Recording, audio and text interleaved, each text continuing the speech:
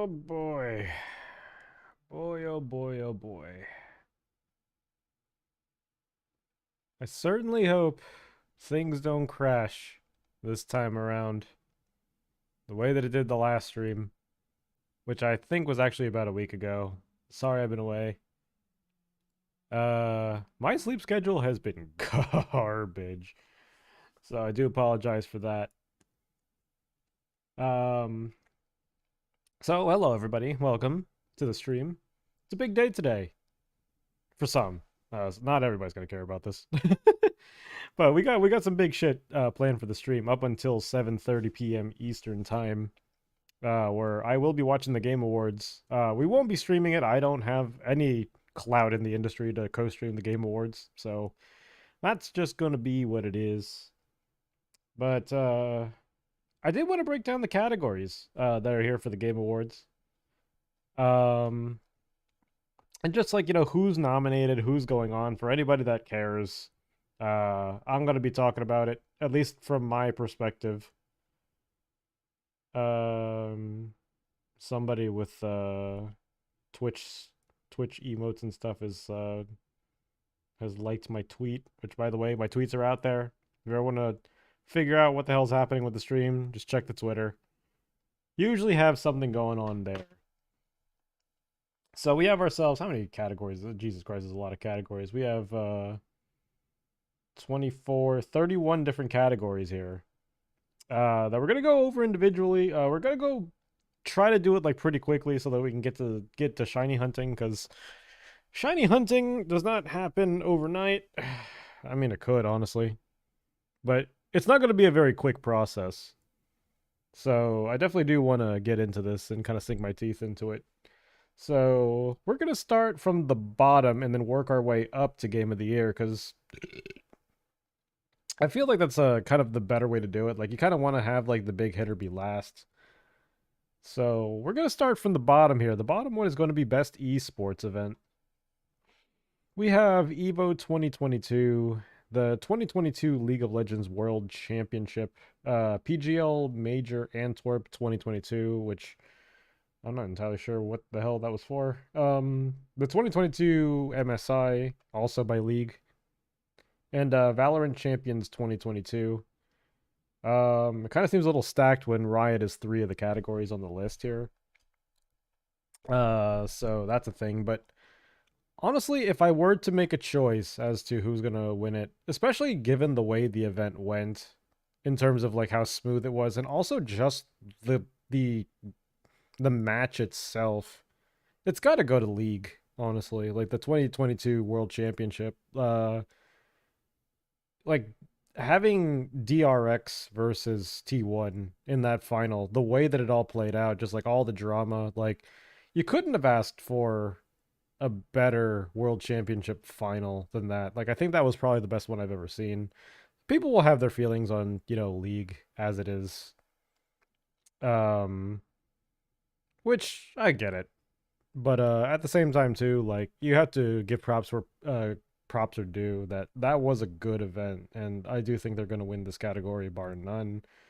If it wasn't going to be League, it was probably going to be Valorant Champions. Like, I don't think Evo or PGL are really going to be high up enough on the list to really make an impact on those two. Like, Riot's just been kind of the focal point of competitive right now, honestly. Best esports coach. We have Blades. We have BZKA. I don't know who that is. Doom Bros, Raban, and Score from Gen G.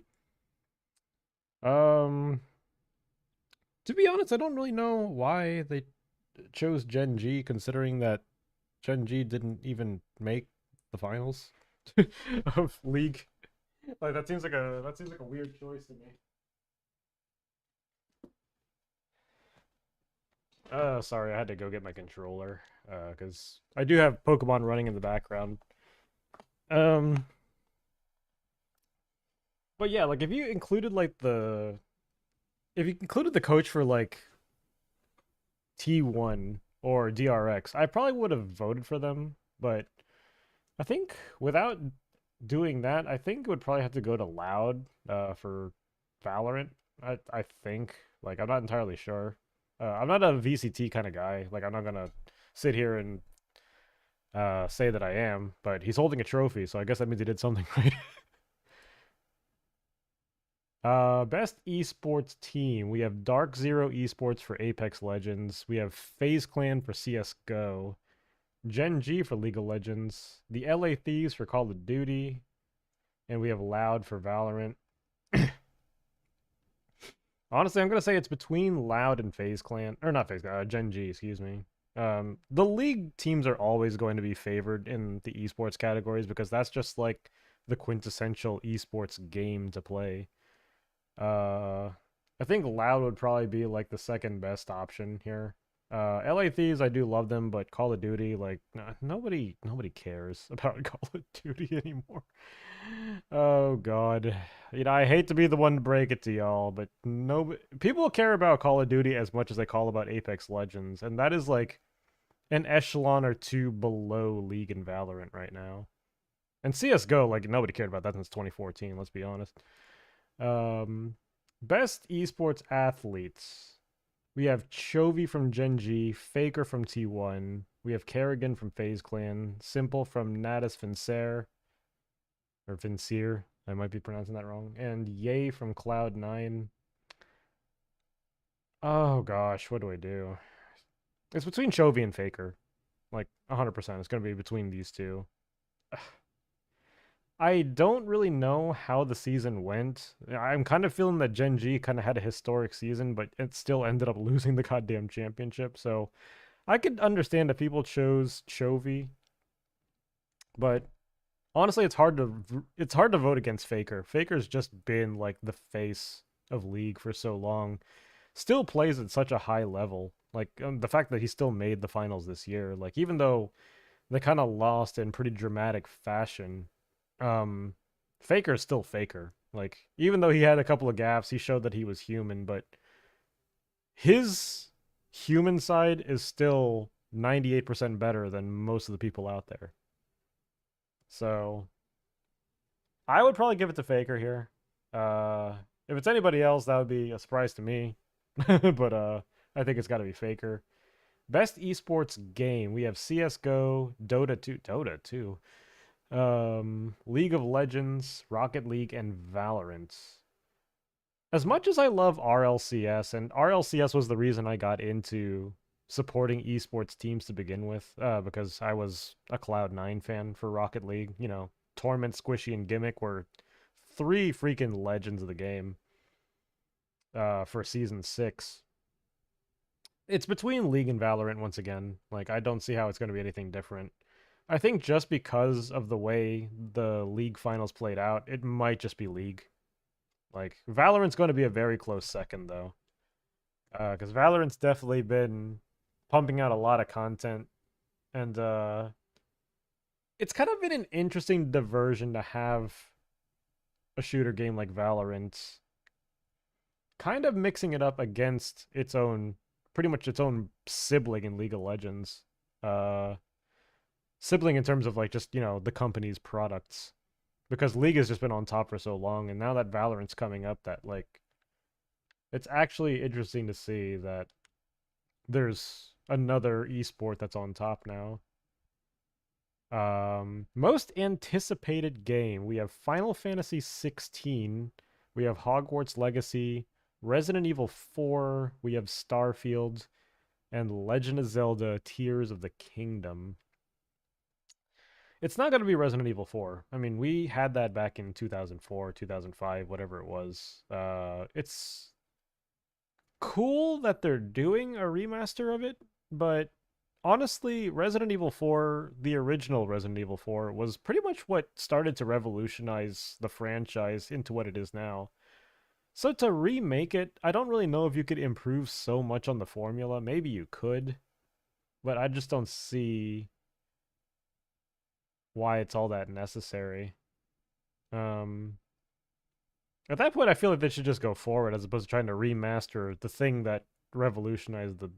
Like, you're trying to improve upon something that was pretty damn perfect for its time.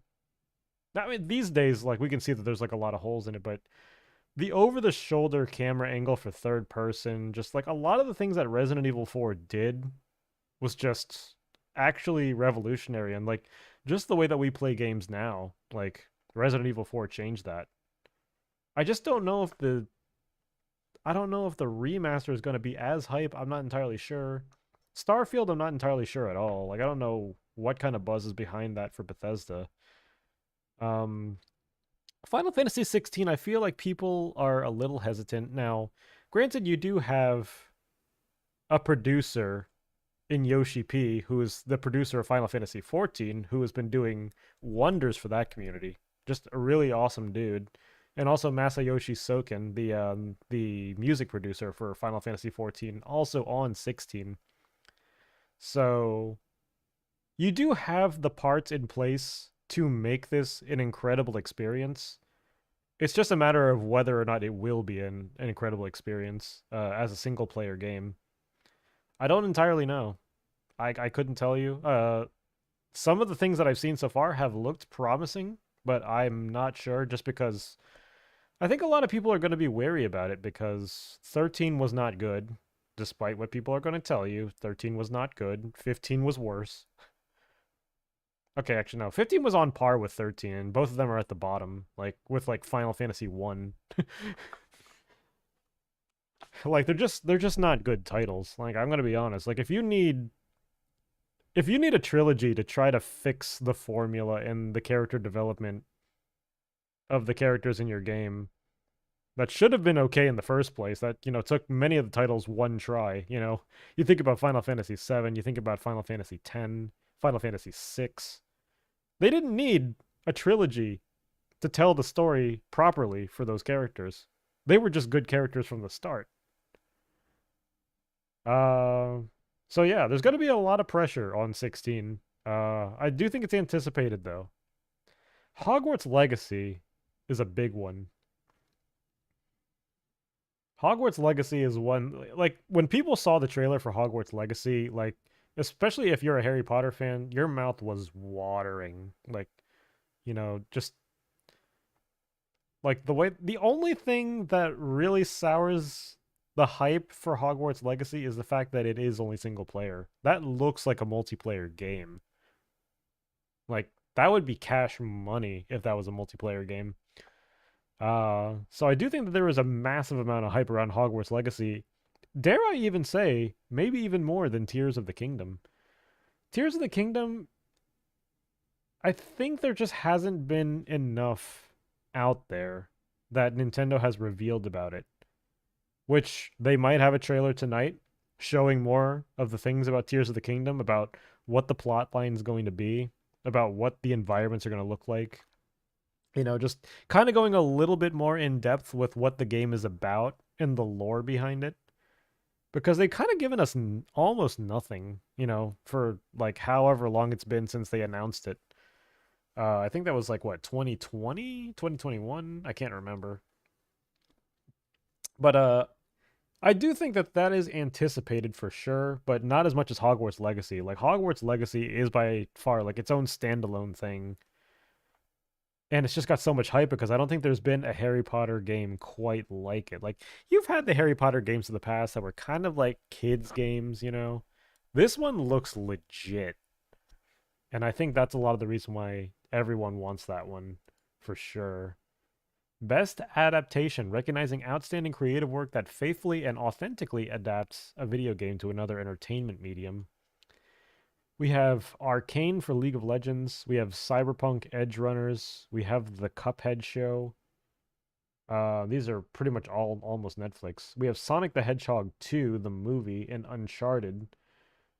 To me, I think it's between Sonic the Hedgehog 2, because I've heard lots of good things about the Sonic movies. Just like the fact that like people that aren't video game fans or Sonic fans have said lots of good things about that movie definitely means that this is supposed to be in the conversation for sure. And Arcane, which was a big release for Riot this year. I am not a Riot fanboy. I don't play any of the Riot games, but I have to give credit that they have been doing a lot of good stuff with like Arcane, Legends of Runeterra, whatever the upcoming MMO is going to be. You know, you got Teamfight Tactics, you got League, Valorant. They've been doing a lot of stuff this year to expand their brands, and they've kind of been doing it well, honestly. So I feel like Arcane's going to win this one, but in my heart, I would want it to be Sonic 2, just because I am a massive Sonic fan. I did not grow up a Mario fan, guys. I was a Sonic boy. 100% a Sonic boy. Best debut indie game. We have Neon White, we have Norco, we have Stray, Tunic, and Vampire Survivors. Honestly, you would be crazy to think it's going to be anything but Stray. it's just not gonna happen. It's got to be Stray here. Like that game is so good. It's also terrible too because Neon White is also an Annapurna uh, production, so you know you can't go wrong when you have 40% of the category, right? Especially when Stray was just as good as it was. Like everyone was all about that game when it came out back in March. Was it March? March or April? Um, can't say enough good things about the game, honestly. You're gonna be seeing Stray a lot more in the categories to come, but definitely this one's gonna tower above all the rest in the category, bar none. Content Creator of the Year. I'm gonna drink a soda here. Got some ginger ale in the cup right now. So, Content Creator of the Year, we have Carl Jacobs, noted Minecraft guy, affiliated with Mr. Beast, you know, all that stuff. We have Ludwig, um, who just keeps pumping out so much content, Ludwig. Like, just the amount of things that he does, whether it be like arranging tournaments for like every single game out there, whether it be multiverses, chess boxing, which is coming up in just a couple of days here, um, being stuck in a glass box for 48 hours at DreamHack, whether it be the the game show that he had at the YouTube theater, like he's been doing so much. We have Nibelian. Actually don't know how to pronounce his name, sorry. To anybody that's a fan. We have Nobru, who I believe is from Brazil, and we have Ludwig's girlfriend, Cutie Cinderella, who was responsible for the production of the Streamer Awards last year. Um, so I believe that's going to be the first time that a couple has actually been in the category for Content Creator of the Year. For me, I don't see how it could be anybody but Ludwig. I don't know if they're going to give it to Nobru just because they're like, oh yeah, international person, lots of numbers, big thing. Like content-wise, I feel like Ludwig has had the biggest diversity of content. Not to say that Cutie Cinderella hasn't, for mind you. Like she's been putting on so many different things. Like they had what Shit Camp, which I believe was her production. I believe the Streamer Awards was her production. She just does a lot of like novel ideas in terms of like the content creation space. It's going to be interesting to see between the two of them who's going to win. Carl Jacobs, I think he's a good streamer. I don't know if his content is quite as diverse as these two. So it's between Lud and Cutie, and I think it's going to be Lud for sure. Also, the Ludwig Smash Invitational, that was another thing huge. Um, Also, too, I just realized too, if Ludwig actually does win this, his acceptance speech is probably going to be centric upon the current Smash uh scenario that we have going on. The whole thing with Alan and the Smash World Tour in Panda and all that. I feel like he's going to speak out on that if he wins this award. Um he's gonna call a shot here for sure. Best multiplayer game. We have Call of Duty Modern Warfare 2. We have Multiverses, Overwatch 2, Splatoon 3, and Teenage Mutant Ninja Turtles Shredder's Revenge. Now, I don't know anything about the Teenage Mutant Ninja Turtles thing. I don't think I've seen anybody play it. So, I hate to be the one to kind of write something off like that, but I do feel that that's just not in the same category as the other four. Splatoon 3 came out, but I don't think I've heard a lot about Splatoon 3, honestly. Like, not as much as I did Splatoon 2. Like, I think it's kind of been flying under the radar, and maybe a little too under the radar. Multiverses was a great fighting game that came out earlier this year. A lot of sponsored streams, a lot of visibility for it. So I do expect that to contend well, but we got two heavy hitters here, uh, which ironically come from the same company. We have Call of Duty and we have Overwatch. Both of them are Activision Blizzard. Um, I just think Overwatch 2 probably made the bigger impact of the two this year. Call of Duty has always got to be Call of Duty. I think that's kind of the problem that Call of Duty has, is that a lot of it's very formulaic and they just kind of keep following that formula. And even they realize that there's a problem with it, which is a lot of the reason why they had to, you know, throw in like Call of Duty Black Ops Zombies. You know what I mean? Like they realize that like we're kind of doing the same fucking thing over and over again, you know. So it's kind of like Call of Duty has become the Madden of the multiplayer game base, where it's just pretty much like always the same, never really changes, but is always super popular in spite of that. But for this, I'm gonna have to give it to Overwatch 2. Like, granted, it is a headache to watch, but it is ridiculously fun to play. I hate to say that about a game that's made by a company that's not necessarily the in the best light of them, but I do believe it made the biggest impact this year. Best sports slash racing game. We have F1 2022. We have FIFA 23, NBA 2K23, Gran Turismo 7, and Ollie Ollie World, which that one surprised me. We have a indie skateboarding game and the best sport game. Honestly, I don't see how FIFA loses this one. Like soccer slash football for anybody that's not English speaking. I don't see how it loses, honestly. Gran Turismo 7, while it is a good racing game, it's not even the best racing game in its category. I mean, that goes to Forza. And Forza had their moment last year. I don't think Gran Turismo 7 really is up to the same echelon anymore as it used to be. Back in the day of like Gran Turismo 5, it was great. Gran Turismo 6 comes out, dumpster fire. GT Sport, dumpster fire. Well, I mean, more GT Sport than GT6. GT6 was okay. F1 2022, I just don't think it's as popular as most of the other racing games. Like, even games like Assetto Corsa might still be more popular than F1 22. Um, just because of like the simulator value of it. But FIFA never goes out of style. NBA, it just doesn't really do enough, I don't think. Like, I don't think basketball is as popular. So that one's going to FIFA for me. Best sim strategy game. We have Dune Spice Wars, Mario plus Rabbids Sparks of Hope, Total War Warhammer 3, Two Point Campus, and Victoria 3. I'm gonna be honest, I don't know a whole lot about most of these games. Like I've heard of Two Point Campus, I've heard of Mario, I've heard of Dune. I mean, I've heard of Warhammer, but I don't see any of the gameplay for it.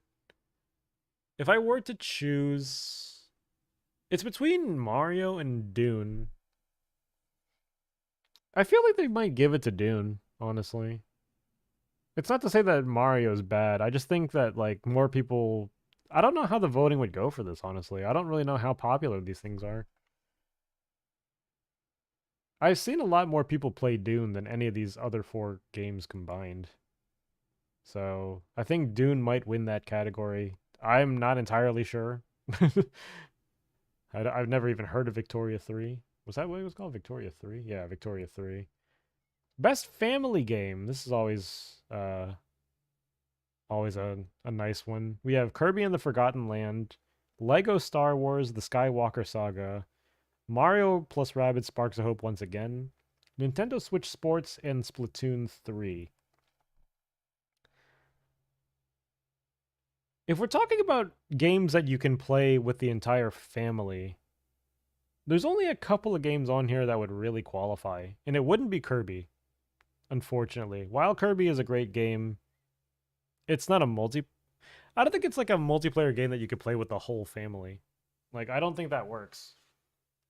I mean, we have Splatoon 3, which technically you could play that with the whole family, but I think that's just a little too competitive, honestly.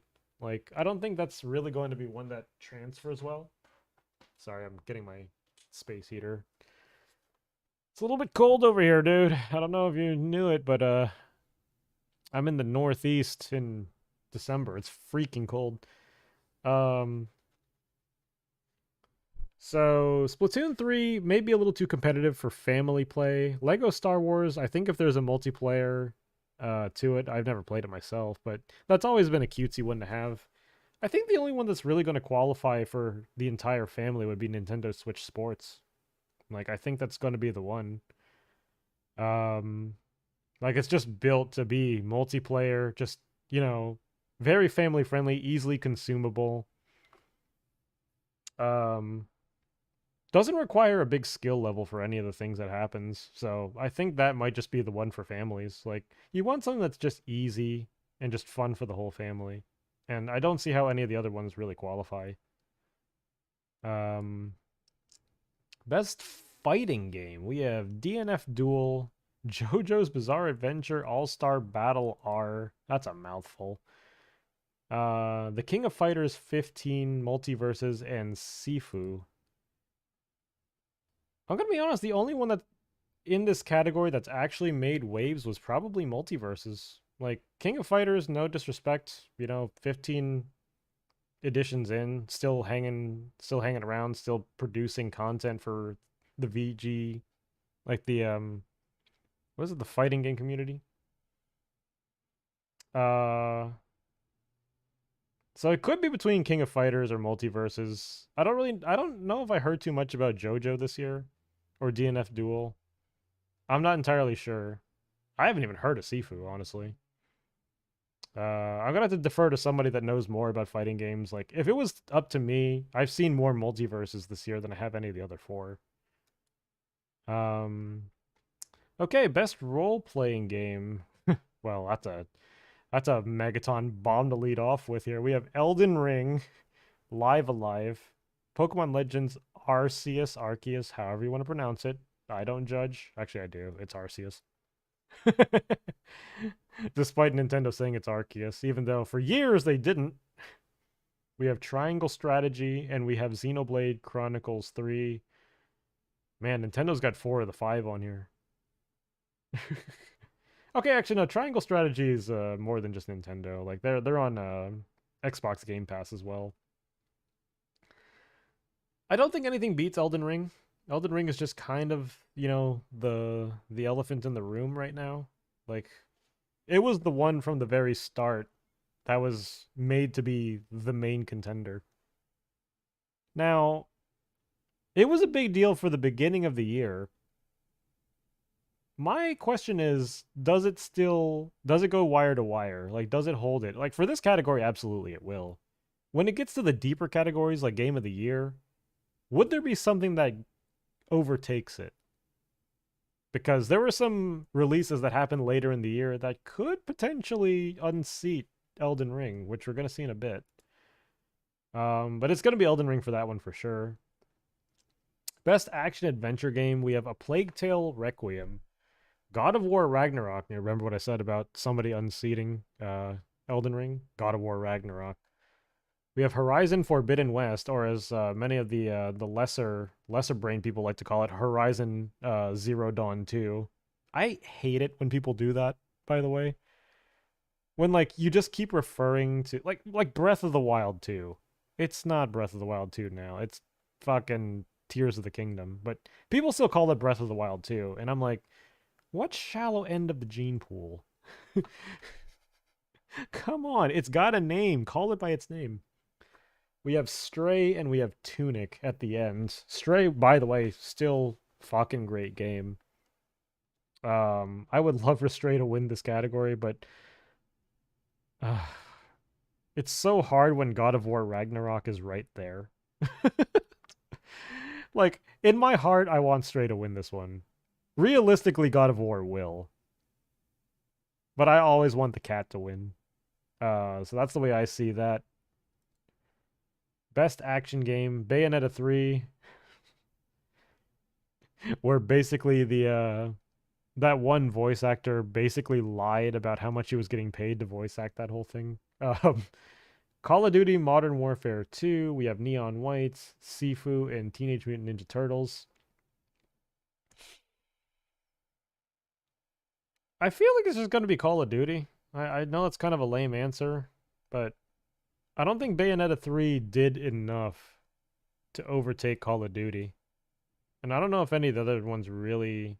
Like, I don't know if I'm selling Neon White and Sifu short, but I just don't really think, like, mass appeal-wise, that it really beats Call of Duty. Because Call of Duty is just so far-reaching in the gaming industry.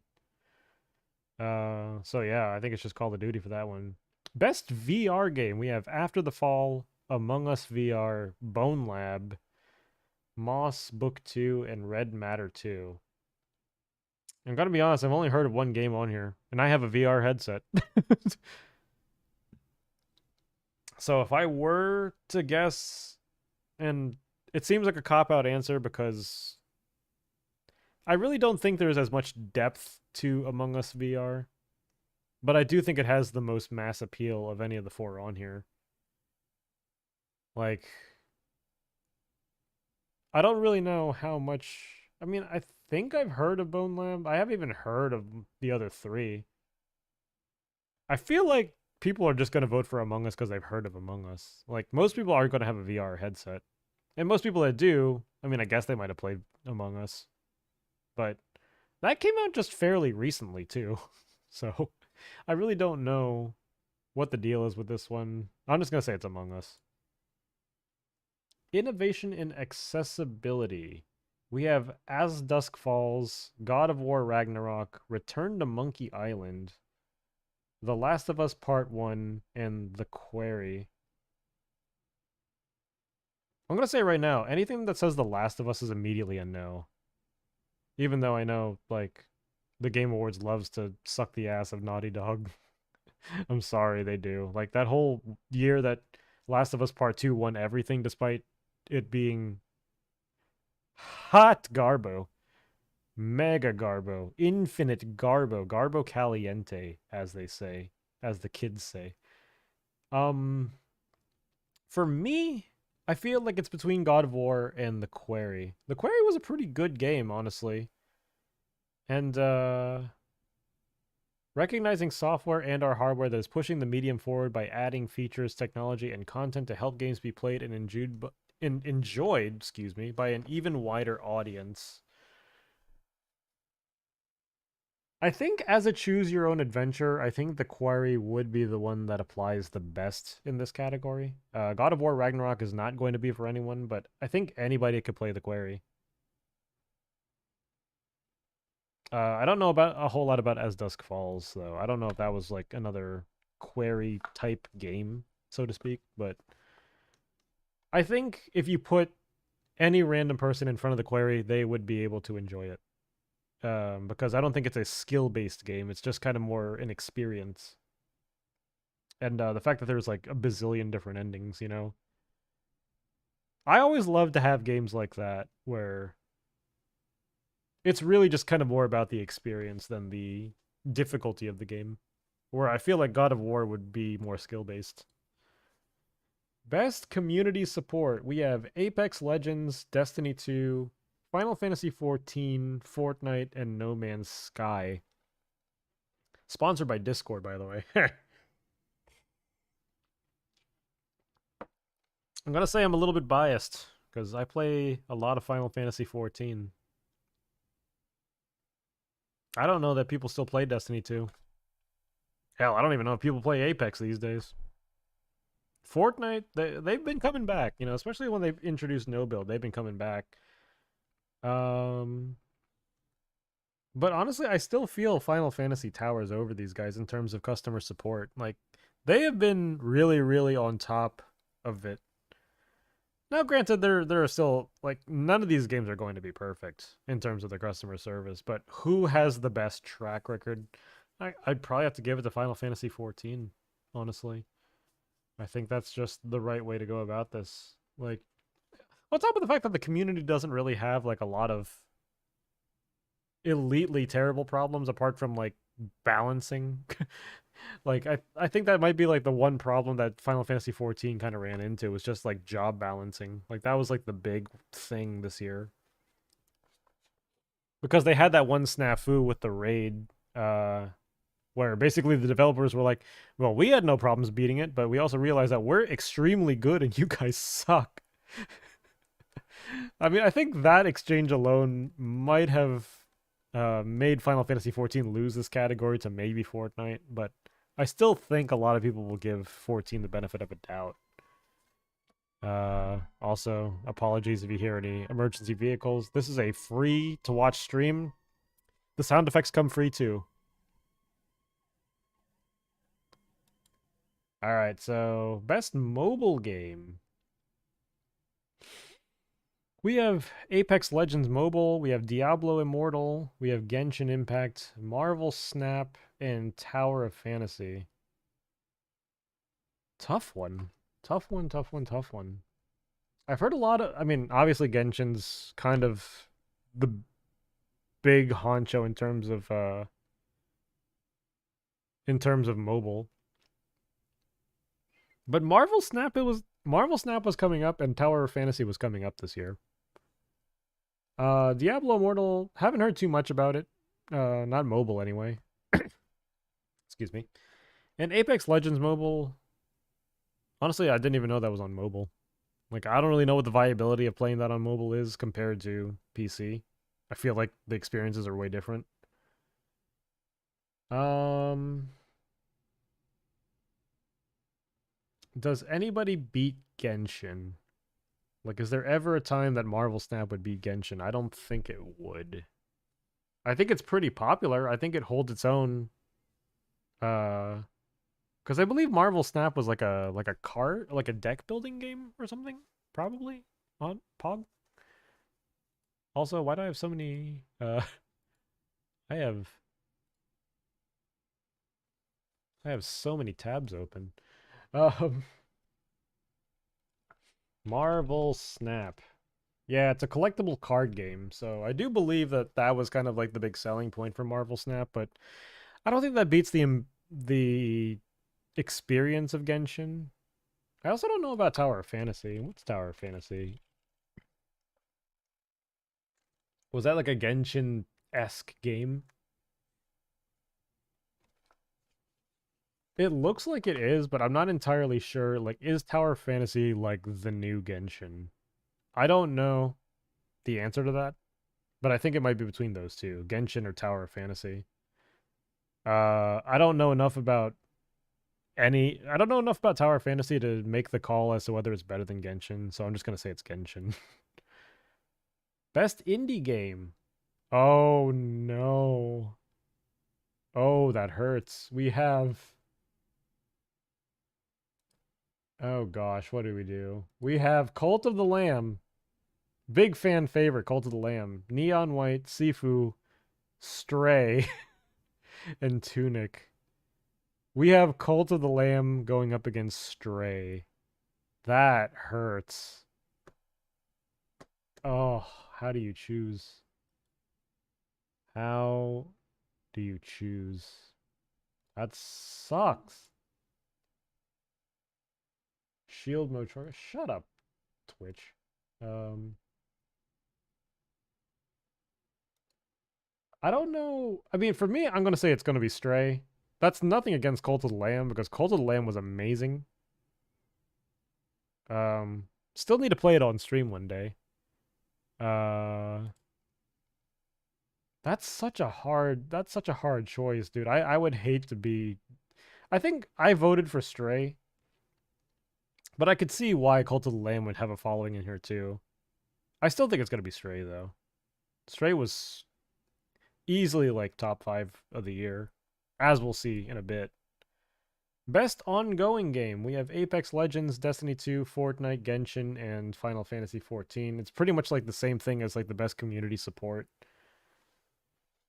Um, was there enough happening in Final Fantasy 14 this year to overtake something like Fortnite? Because Fortnite had a pretty decent year this year. And Final Fantasy 14, like they had Endwalker last year. Uh they just kind of been riding like the between expansion thing this year. They started out with the raids this year. They started out with the PvP. Uh I really can't make a call here. I'd like to say it's Final Fantasy 14. I'm not entirely sure if the raid scene would be enough to overtake Fortnite. It could very well just be Fortnite, I'm gonna say. Um, Not something I like to say, but I just don't think enough has happened in Final Fantasy 14. Like when it's an expansion year, absolutely Final Fantasy 14 will have more going for it. But we just had a couple of bigger patches. You know, we had raids put in, which was fun for a bit until everybody got their gear, and then it was just whatever. So I don't know. I'll say it's Fortnite for that one. Games for Impact. We have A Memoir, Blue, As Dusk Falls, Citizen Sleeper, Endling, Extinction is Forever, Hindsight, and I Was a Teenage Exocolonist, excuse me. Mm,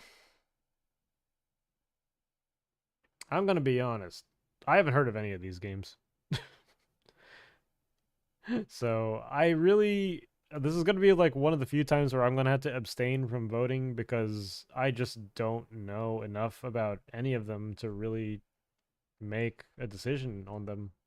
Like, I don't want to just kind of base it on what I see with my eye right now. Like, I would want to have a little bit more of an informed opinion.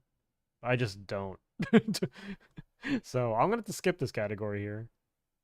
Best performance. Okay, so we have voice acting. We have Ashley Birch from Horizon Forbidden West, A Plague Tale Requiem's Charlotte McBurney, Christopher Judge for God of War Ragnarok, Men Engaged for Immortality, and Sonny Soljic. Sonny Soljic was in God of War Ragnarok. Really? Sonny Soljic, for those who don't know, is a professional skateboarder. It could be Soljic. I don't actually know how to pronounce his last name. But I do know that he is a professional skateboarder. I did not know he did voice acting work for God of War Ragnarok. That's fucking wild to me.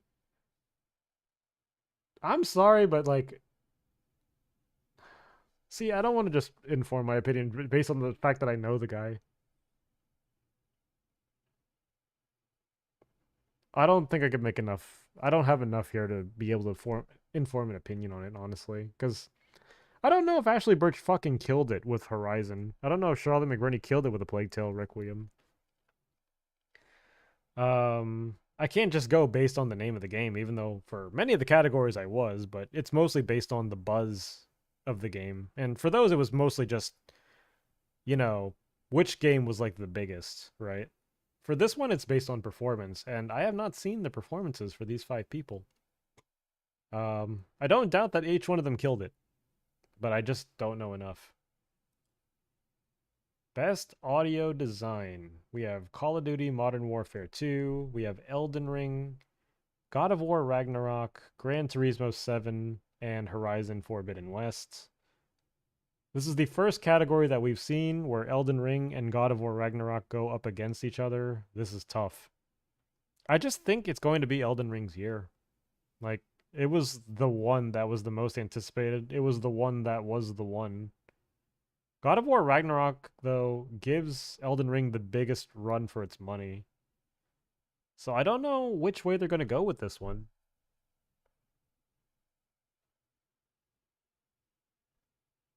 I don't know if they're going to pull an upset here so that Elden Ring wins the game of the year. I really don't know. I'm going to say God of War Ragnarok wins this round. Which may be blasphemy that Elden Ring loses anything here. But I feel they have to have some sort of drama.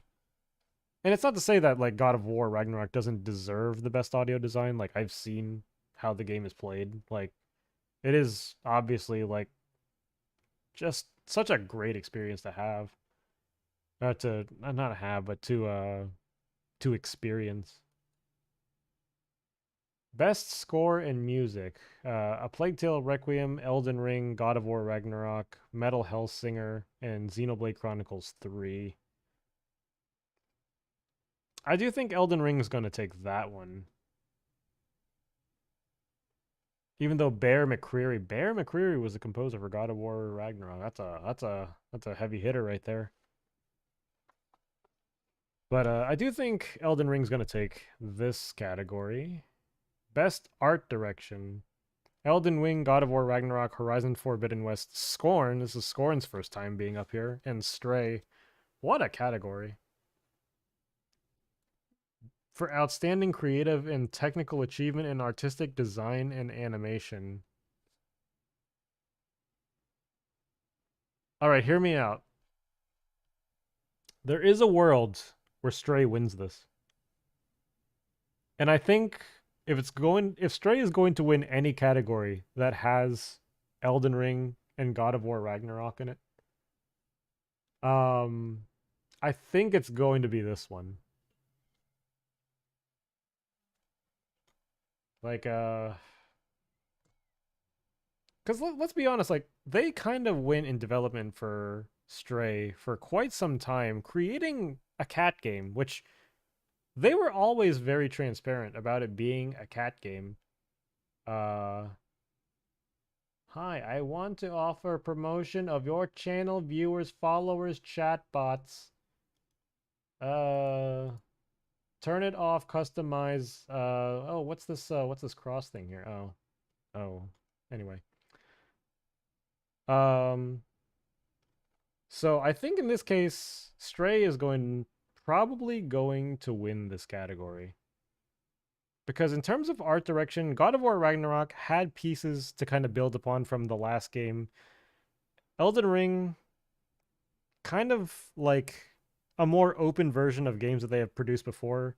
There has been nothing like Stray. Oh my gosh, excuse me. I really need to push the mute button for those. Uh, but I think Stray itself is just so novel a concept that I think it could win this category compared to everything else on the card. Best narrative: A Plague Tale: Requiem, Elden Ring, God of War. You're gonna see a lot more of the same hitters coming up here. Best narrative: between Elden Ring and God of War Ragnarok. I hate to put A Plague Tale: Requiem kind of like under the bus like this, but I don't see, you have just two titans in the category. I'm gonna say it's Elden Ring, possibly. Actually, that's a hard one. No, I can't say that. I can't say that with full faith because God of War, damn it. Hate to be a judge. And then again, this is all just like fan based, right? So I could see Elden Ring just winning just based on like the fans foaming at the mouth. Also, more emergency vehicles in the background. Best Game Direction, awarded for outstanding creative vision and innovation in game direction and design: Elden Ring, God of War, Horizon, Immortality, and Stray. Oh, gosh, I would love for Stray to win this. I'm just gonna say it's Stray. I know it's probably not going to be that way, but I want it to be Stray. Most likely it will be Elden Ring. And the game of the year, the biggest one on the card. Why is Xenoblade there? Who the hell knows? Maybe Japan would have been furious if it wasn't there. But we have A Plague Tale: Requiem, Elden Ring, God of War, Horizon Forbidden West, Stray, and Xenoblade. Quite honestly, I think it just has to be Elden Ring. Like, it was created to be like the most monolithic thing out there for this year. So, God of War Ragnarok, great game, fantastic game. Everything on here is a fantastic game. Um, Stray will definitely be like the breakout indie game that's on this list. The fact that it made it this high on the board and that so many people enjoyed it. It's great that people took to it so well because I was anticipating that game for years. And I'm glad that Annapurna and Blue 12 like I'm glad that they are getting the recognition that they deserve for that game because it is a fantastic game. I just think that Bandai Namco just Elden Ring was their Megaton bomb. That was the one that they were keeping in the holster from software. Like that was the one, and I think it is going to be the one. So that is the breakdown that I have for all the categories. It's going to be on in just about 2.5 hours. So we're going to try to shiny hunt a little bit here. For those wondering, Pokemon came out too late for it to be considered on here. And honestly, it's probably not even going to be on here anyway, because this is a 7 out of 10 at best. Oh, look, we're in a...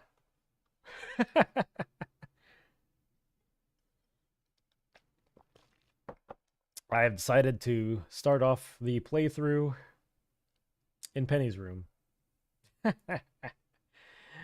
All right, so let me just get a couple of things fixed up here because I do have to change my mic settings for this game.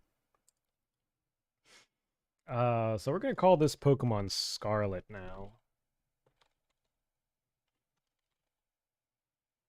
No, not Pokemon Stadium. I don't know where you got that from.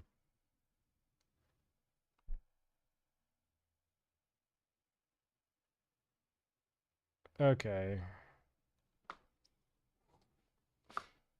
So, just to kind of elaborate on the one guy that commented the entire time that I was doing my breakdown here, it was a guy that was like advertising for some shit. Don't do that. Don't have any advertising in here. Fuck that. Nobody wants to see that. If this channel is gonna grow, it's gonna be because of me, not because of some asshole that thinks he can take money from me to grow my channel for me. Um. So, if everything is okay, we can start the shiny hunt. Let me change the title here so it's not talking about what the fuck. Okay, sorry. I couldn't delete like words.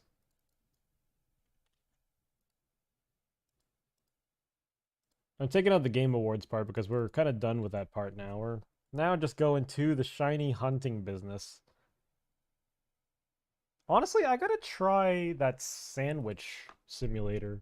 Pokemon Sandwich Simulator. Which legitimately sounds like a... It sounds like a thing in itself. A game in itself. Alright, so I need to switch my monitor. I have to offset my mic. There's a lot of things that happen behind the scenes to make a Pokemon stream work. Because I have so much lag on my capture card that I have to offset my mic to match what's happening on the game. So let me just, menu, menu, menu, menu. And let me just see if that matches up with, crap, I gotta do it again. Let me just see if that matches. Sorry. Up, down, up, down.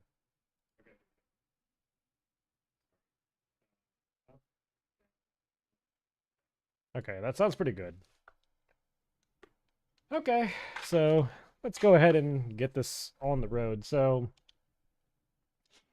the thing that I want to do today is I have the team here that I beat the Pokemon League with. So for those of you who don't know, it was Garganacl, Armarouge, Toxtricity, Garchomp, Gyarados, and Tinkaton. Those were my 6 that I took in and just beat the living shit out of the Elite Four and the champion. Um, so what I want to do today is I want to try to find the shinies of all 6 of these Pokemon. I don't know. I mean, clearly, considering that I'm only going to be on stream for 2.5 more hours before the Game Awards, like, it's certainly not all going to happen today. But I would like to at least get one of these. If I get more than one, that's fantastic, but it's not something I'm expecting. So, having said that, I just talked to my girl here. Doesn't get any better than chilling in my room with my VVs. Feel free to stay a while. There's a lot of Pokemon for clinging to the bed. Dang. She has got boxes on boxes. This is what my apartment usually looks like. It's a lot of the reason why I don't turn my cam on anymore. I'm just getting swallowed by boxes. All right, so.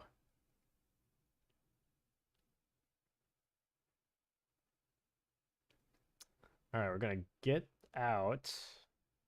And let's go check to see what outbreaks are out there right now. Because maybe we'll have a chance to find one that's pretty decent. And if not, we can do the shiny sandwiches to make things happen. All right, so we have Psyduck, we have Ghastly, we have Faroom, Haunter, we have Frostlass, nothing at Castaroya. We have a Flittle, and we have Tadbulb. So those suck, honestly. So we're gonna try to roll the we're gonna roll some time here. That says 4:25 p.m. on 11/8. It is a month later. I want to kind of make the clock closest to current as possible.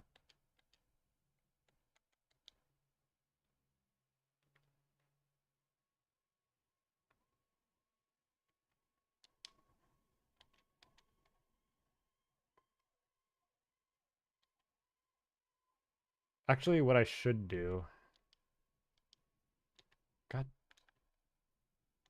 I need to... Wait, I need to get out of that menu before I do anything. Okay, so... Fuck. I'm just pressing every wrong button. This is what happens every stream. Oh, shit. No. God damn it.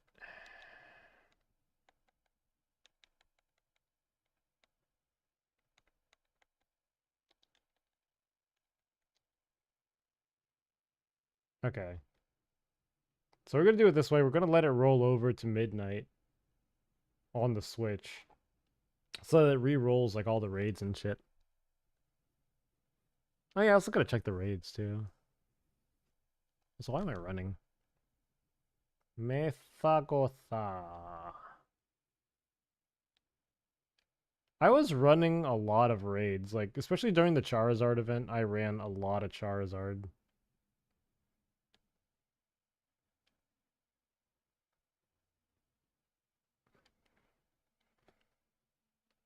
I'm trying to think, like, I mean, I could just go outside and try to run for Knackley, because I know Garganackle is one of the ones on my team.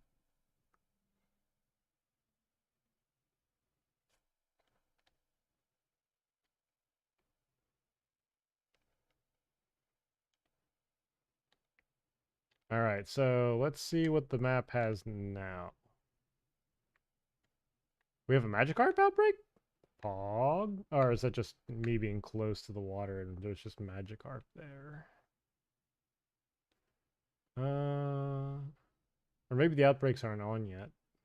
Oh, no, there are. There's a Kilowattrel, Magneton, Noibat.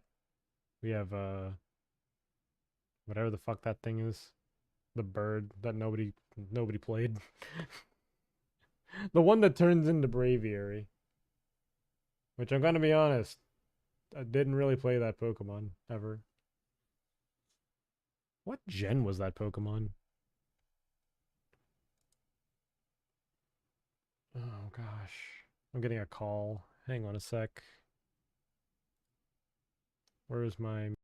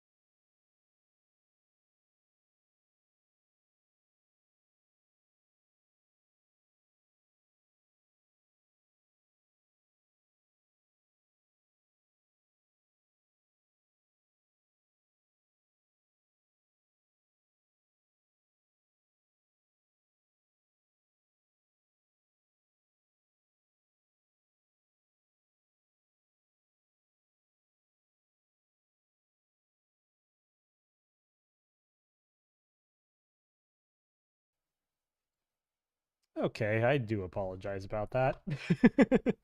A friend of mine called me. Um, so we are back. That was a big radio silence. I do apologize. All right, so what the hell am I here for again? Oh yeah, I was gonna check the raids. I was here for a reason. Oh, I just wanted to check I wanted to check this raid. I know this isn't paramount to what I was supposed to be doing today. I just wanted to check to see what it was. Because if it's a ditto, that fucking deer, I thought that was a shiny for a second, bro. You can't do that. Don't mix the Pokemon up in the in the spawn. Do I have any ice type Pokemon? So I was trying to think if there was any Pokemon I could find here. I also have to figure out like where to find Charcadet. Like if I were to eat a sandwich. Any shiners? Any shinerinos? Nope. Where's the den? Oh, here it is. I gotta back the camera up, bro. Alright. 6-star ground Hydreigon. 6-star ground Hydreigon. I don't want to do it. No! Sneasel!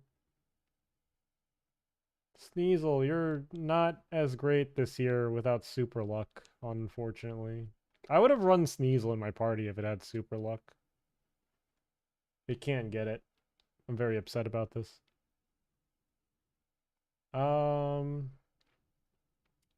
Okay, so back to the task at hand. I need to start catching some goddamn Pokemon. All right, so sorry for stalling. We're gonna get back to the place where I know the best that we can get a Knackley. That's right outside of Mesagosa East. Eh. Yeah, I told my friend the Game Awards is on tonight, so let me send her the link to it as well.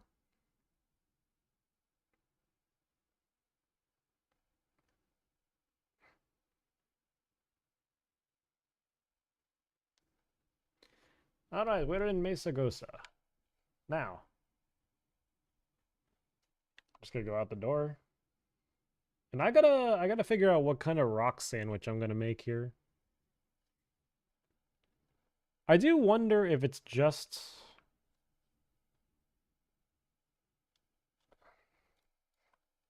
rock shiny sandwich. What is the base, like the base amount that I can do for a rock shiny sandwich?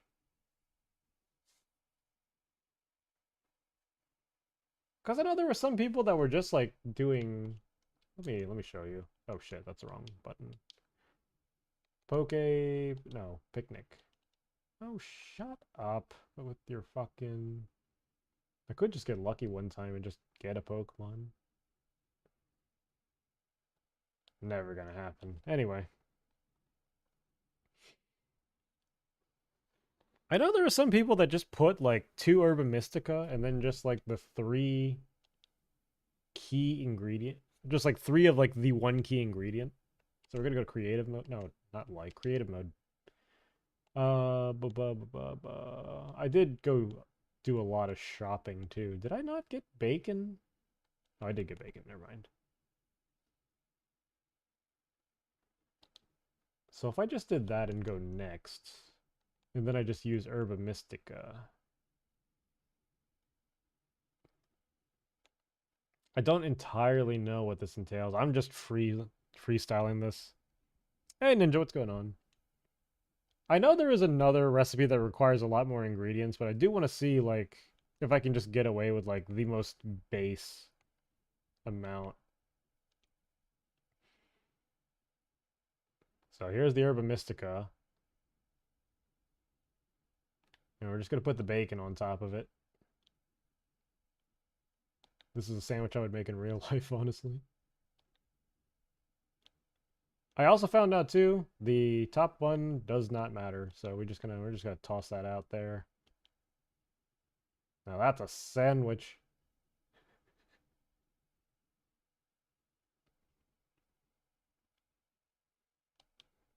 Honestly, I don't even know if that's a sandwich or that's just toast at that point. If this doesn't work, I could always just save and reset. Or just reset, honestly.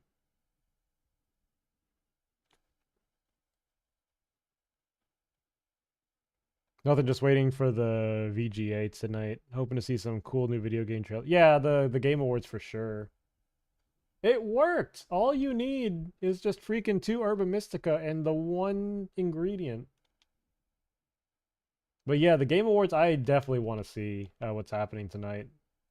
There's gonna be a lot of video game trailers. Oh, the Meowth shit. Gotta get that Meowth out of my party. I gotta train that one up later.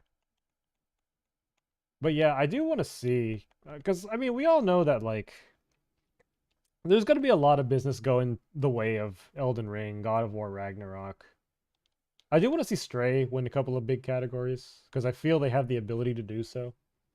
I don't think it's gonna be huge, but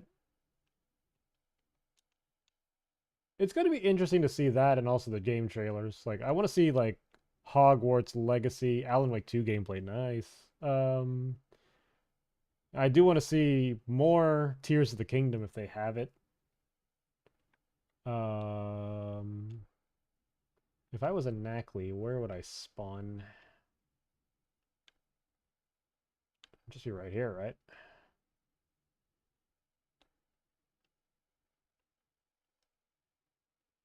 Yeah.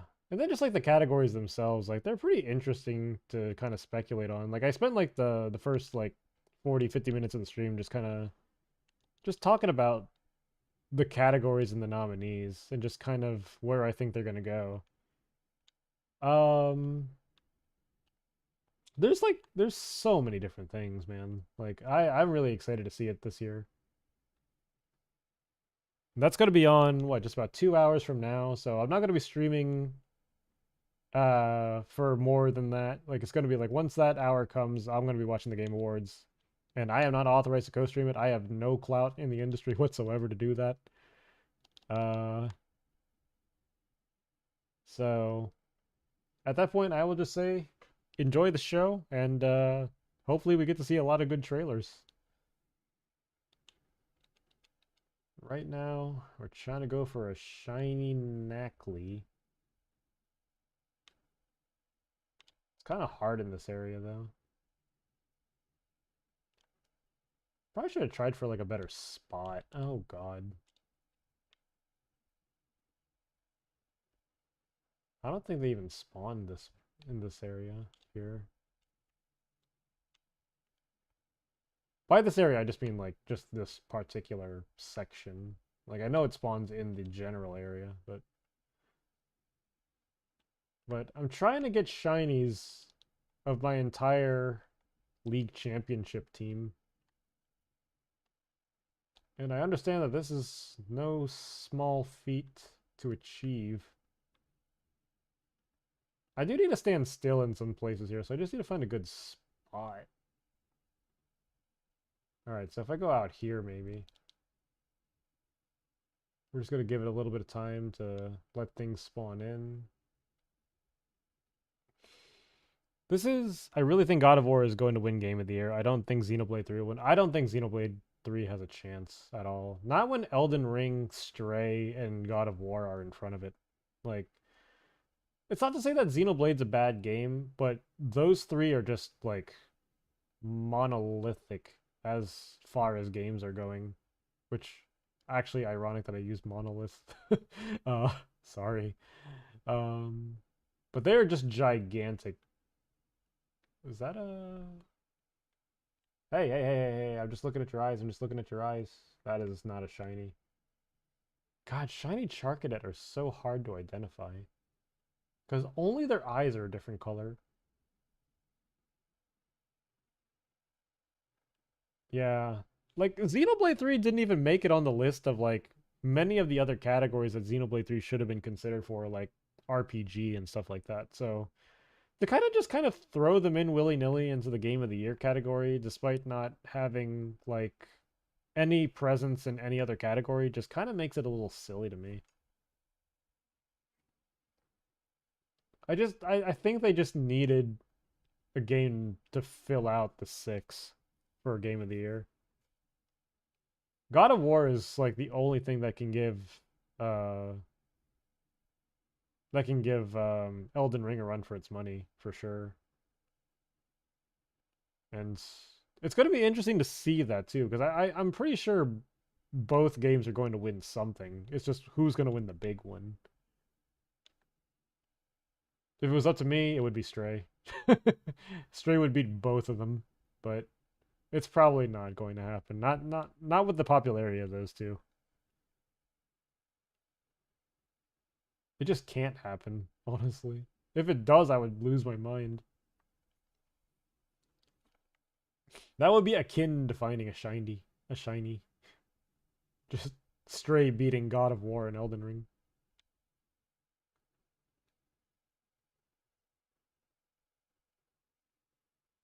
Oh, poggers? I should start beating some of these too.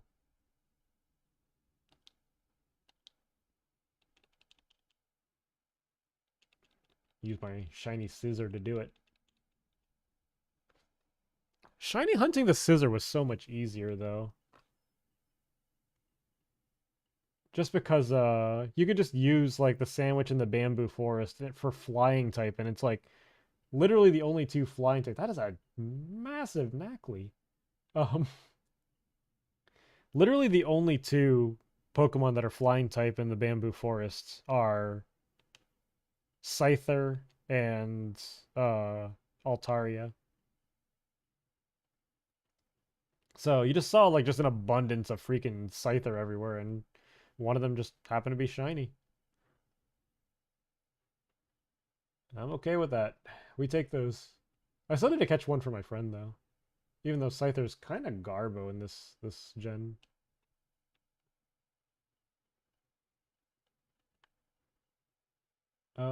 Stay still for a second. Where are the spawns, bruh?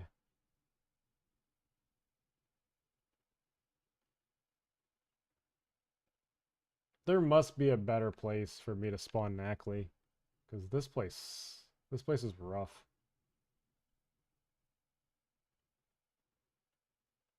Maybe I should put the topper on the sandwich. I don't know if it's doing enough for me here.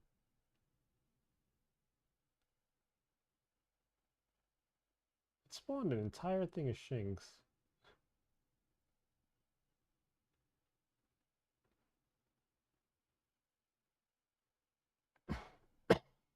And you would have thought I ate an electric sandwich with this many shinks that are showing up.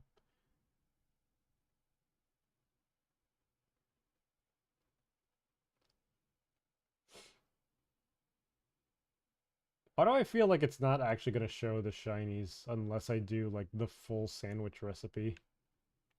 I feel like my cheater recipe doesn't really do it quite as well. It's like, no, there's no top bun. That cuts down your effectiveness by like 3 stages.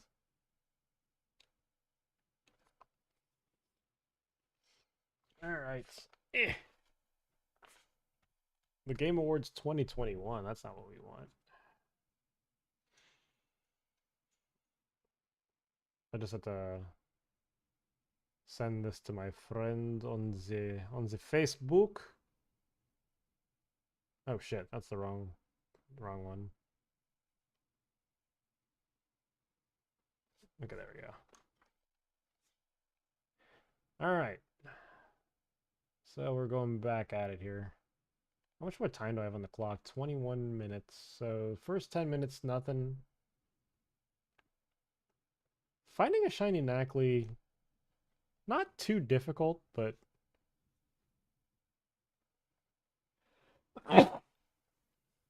you'll know when you see it because like I think the body's supposed to be a little bit more bronzish in color. I did want to shiny hunt Knackley first because that was pretty much like Garganacl was by far like my favorite Pokemon of the whole playthrough. Like the versatility of that Pokemon really did it for me.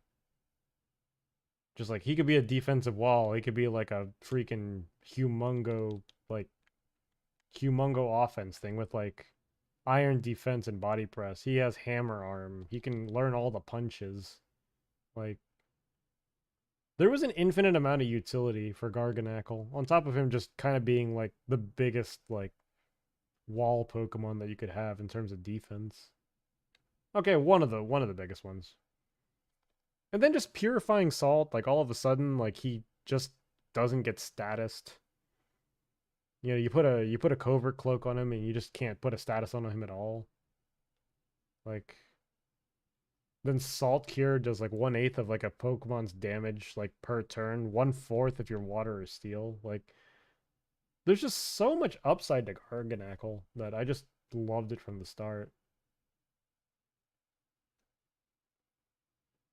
And it just broke the run wide open. So there were a couple of Pokemon that were on my team that were just like they were more for coverage, but I didn't really do anything with them. Like I know I had Gyarados on my team, which was supposed to be like a sweeper, but it doesn't even sweep as well in this gen as it would if it was like BDSP. I had Garchomp, which, you know, usually would be a solid bet, but even Garchomp wasn't really like it. The most I used Garchomp was like 3 Pokemon, like after beating the champion. Like I didn't use Garchomp at all during like the Elite Four. Like there just wasn't a reason to. I used a lot of Tinkaton, even though Tinkaton's attack wasn't really all that great. I used Armarouge quite a bit. Who else did I use? I mean, obviously Garganackle, but there was like the sixth one that I keep forgetting. Oh yeah, there was a Toxtricity in there, and like, I feel like I could have done better than Toxtricity, honestly. Stat-wise, it's not the best Pokemon. But it just had like the most interesting typing that filled like the gaps that I needed. And it wasn't even built correctly. Like even now it's still not built correctly. This thing's garbage, this thing. Poor old Pepe Jam here. It's like plus special defense minus speed, which already has like atrocious speed, and you just made it worse. So we're gonna have to catch a better Toxtricity and build it correctly for once.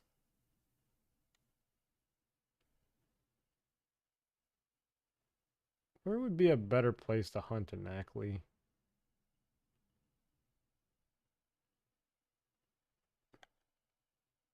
Bro. I'm not even finding any right now. Oh, wait a minute. We got some over here.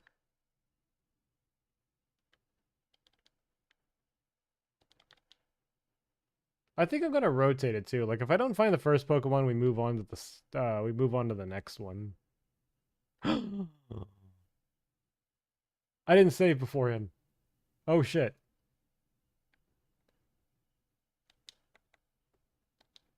Quick ball, please. Let's go. I could have used a better ball for that, but you know what? That's a shiny Knackley. Let's go. That's our boy right there. Let's take a look at this. Let's take a look at this, buddy. Hey, there he is, the shiny. In the flesh. We got one. All right, we got one.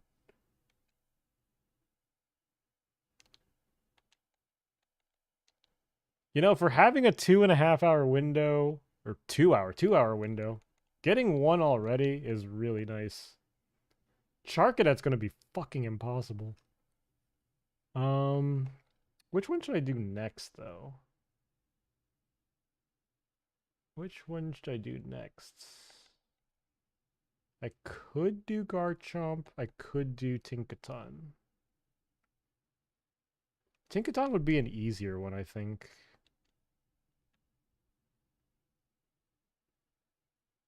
Because I know exactly where I need to go to get it. I need to go to the desert.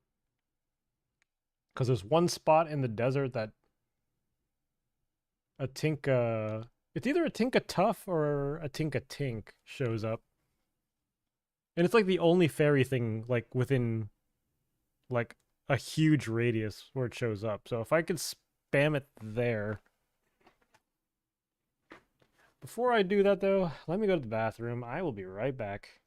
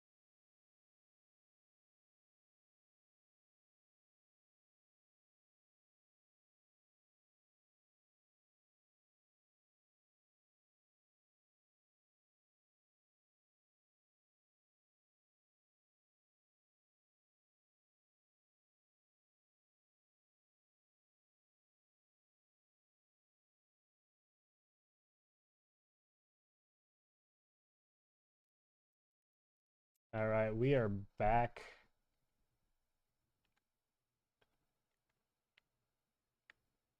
And so far, so good. We have one of the 6 shinies. So we're off to a incredible start. I had to make another sandwich in the desert here. This time I have to do fairy, so I'm just gonna have to make a tomato sandwich. Sounds horrifically delicious. Wait, let me check the Pokemon first. Okay, they're not shiny, that's fine. There are a lot of Tinkatuffs showing up though, so this is promising. We're not gonna do the steel type though. We have to do fairy, because that's gonna be... Oh, what do you mean so close? Oh, I know why. It's because of this bastard, isn't it?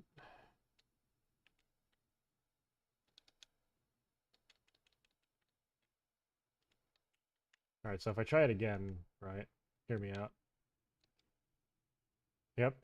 It considers Gimmighoul a person, so if you have a Gimmighoul around and you try to start a picnic, you can't do the picnic. Which...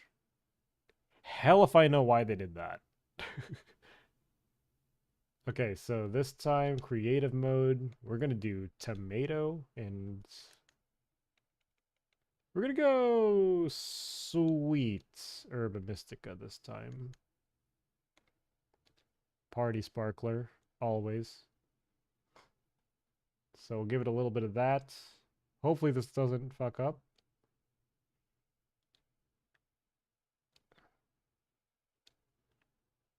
Doesn't this look delicious? Just unknown pink powder. And 3 slices of tomato. Dig in, folks.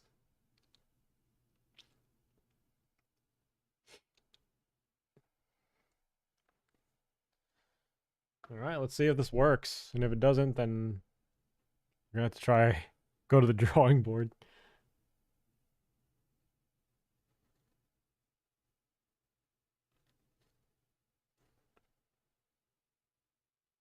Tasty Chipotle Original. Let's see the buffs. Yeah, it works. Okay. All right, we're going to put this away. Get the fuck out of here. All right, so now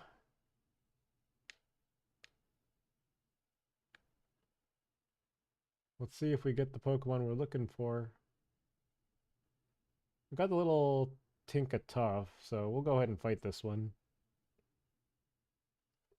Or Tinkatink, excuse me.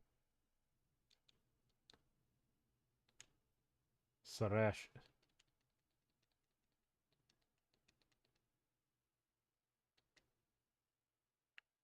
Um. Oh shit! I ran into a Flittle. I forgot Flittle are also in the area. Yeah, you got away safely from like a freaking scrunchie. This might not have been the best place to use that sandwich. Is there a better place for Tinkaton?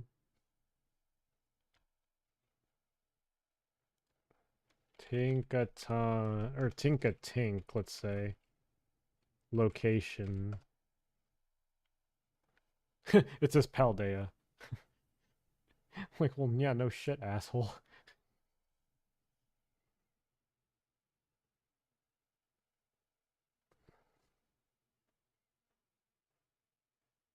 Hmm. We could go north of Cortando. But there's a lot of fairy Pokemon in that area, though, so I don't know if I want to do that. We can go south of Artisan. Is that where we are? No, it's not. South of Artisan. I also heard that that's where the Charcadet show up too, like around Artisan. Shiny hunting a Charcadet is going to be the trolliest thing in the world. Because like regular Charcadet and shiny Charcadet look absolutely no different, except for the eyes.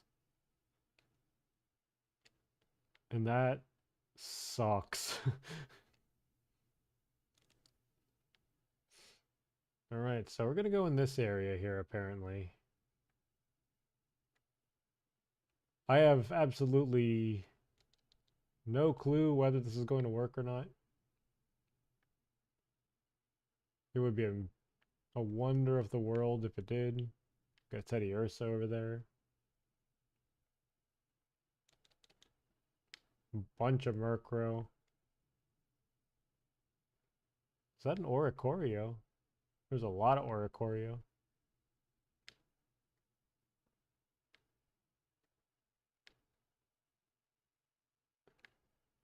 Got Shroodle. Actually, we need to check the Pokedex. Oh, fuck. That's not the Pokedex button.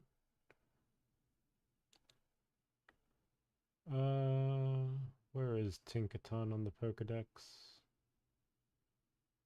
Look for pink things.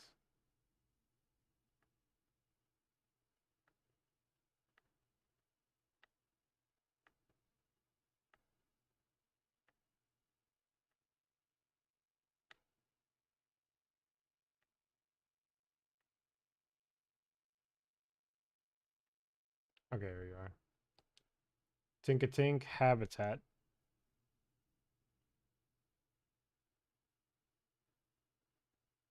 Is that where we are? Or do we have to go lower? Oh, we have to go lower.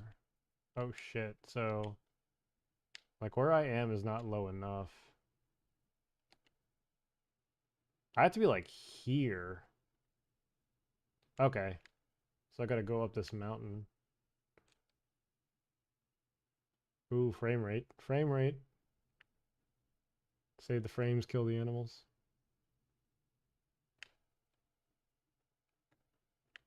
Ooh, what's this? Swift.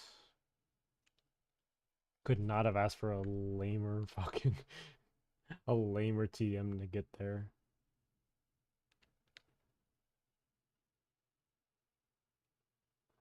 Well, we're back in Ackley country. I probably didn't have to fly all the way to the desert. Oh, I know where it is. It's at the very top of this rock. Because they all spawn around that house up there.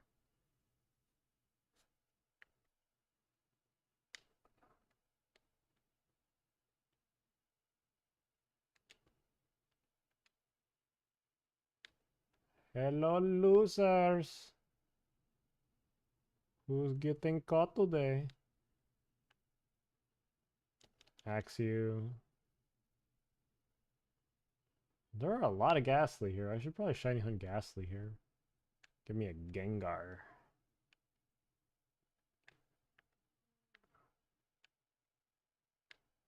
The one Larvitar.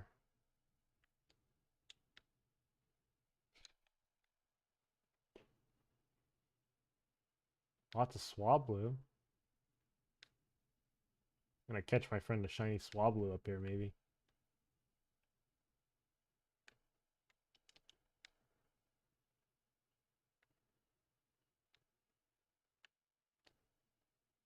Good.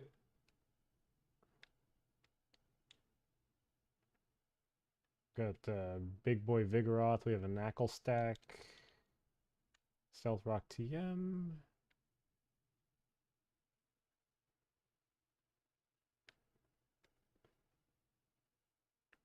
Bro, those look like a bust right now.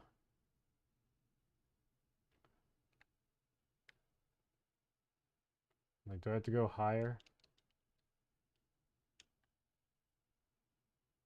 Ooh, a Terra Flareon. I'm gonna have to remember that for next time. I'm not ready to catch that right now. Ooh, here we go, here we go. This is where we want to be. Alright, we got a little Tinka-Tuff here. Tinka-Tink. Damn it, I keep getting those wrong.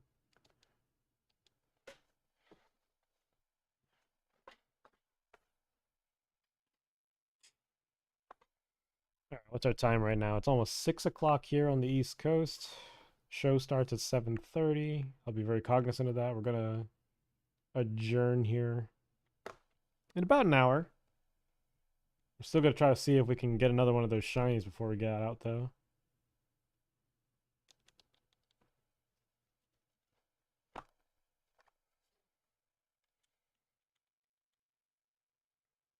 Ow. Okay, so they would definitely be in this area here. Getting more of the flittle. Oh, is that the one? That's the one. That's the one.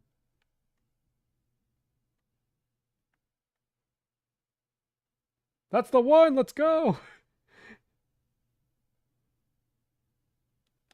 Quick ball.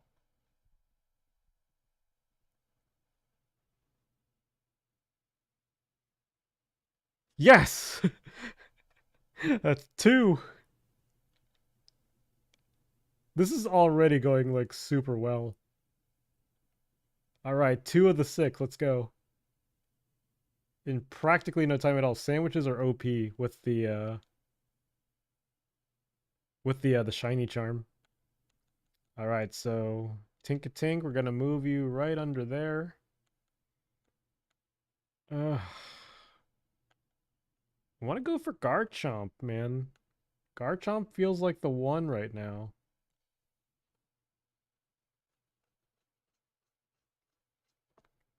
So that's ground and dragon, correct? Yeah. Oh, how do I do this? How do I do this?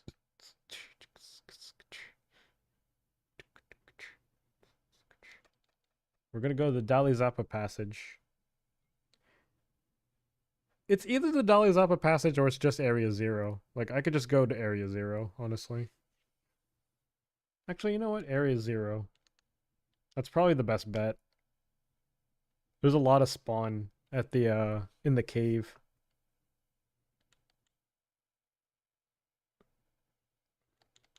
And the best thing is, like, when you fly to the 0 gate, you could just set up the picnic right outside.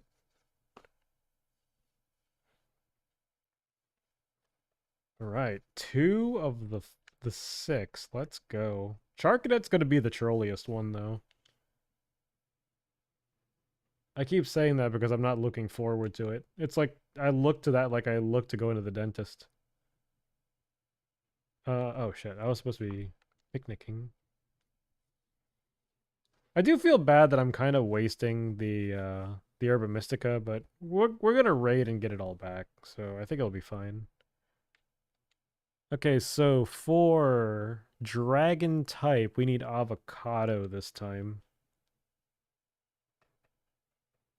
So we're gonna go avocado, and then we're gonna go next Avocado. We'll go sour herba this time and see how this goes. So we're gonna spread all that sour on there. 3 slices.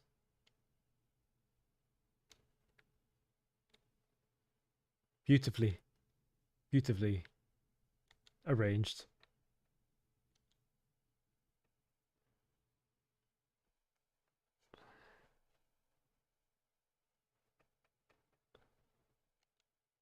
All right. This will boost our dragon type encounter and shiny encounter rate.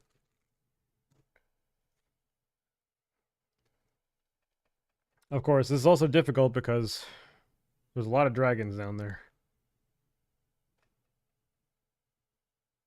Okay. So pack it up, boys. This one's going to be a lot more difficult than the first couple because I did actually find a shiny Gibble in Area 0 before. I used... What happened? So... I remember I used False Swipe to get it down to 1 HP. The shiny Gibble uses... Fuck, why is my brain so shit right now? Shiny Gibble used Takedown. It took recoil damage and killed itself. It was heartbreaking. We're not doing that this time.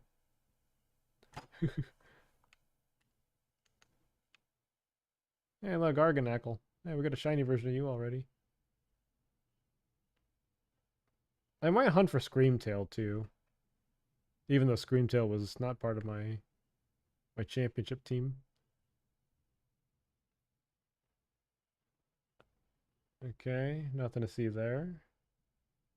Now this is going to be difficult because there's more than one dragon down here. Obviously we got the Zweilous.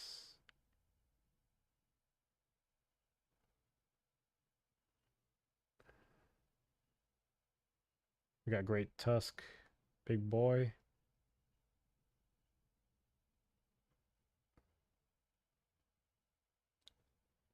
Glamora.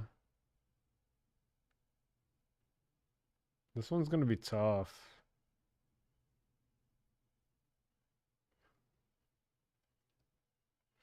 There's so many dragons that could potentially be down here.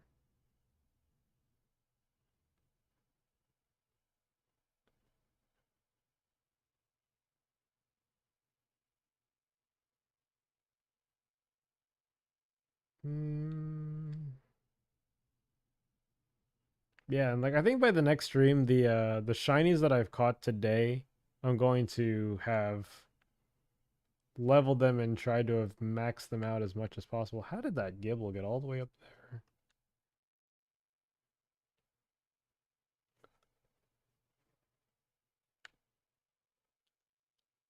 Okay, we're pretty much reaching the outside, so we got to turn it back around.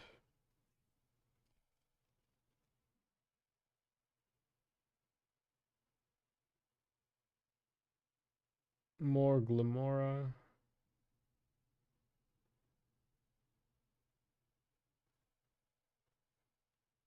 Just don't run into anything stupid.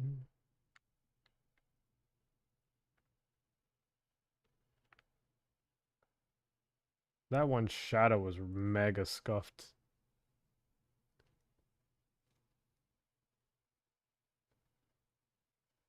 Okay, nothing here, nothing here, nothing here. There's usually a Garchomp family right around here.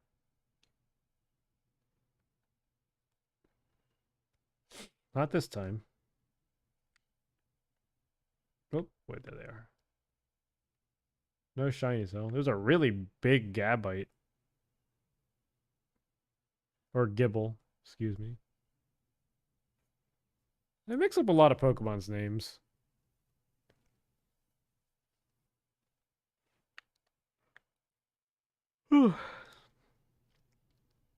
It's usually easier when they spawn in a pack too, because then you can immediately see like the difference in the color.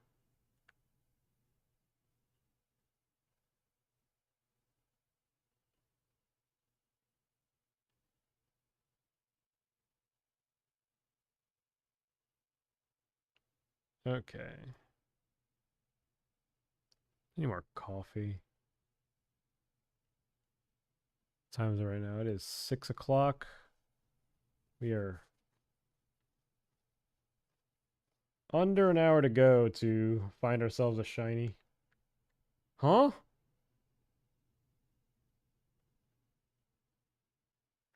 There's a spother behind the wall? Bro, that's not even fair though.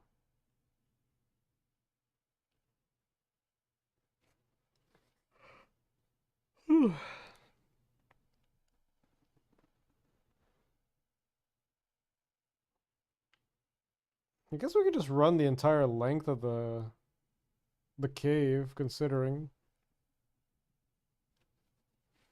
It'll give us more shiny checks. Oh god, why did you spawn there? Imagine if that was the shiny.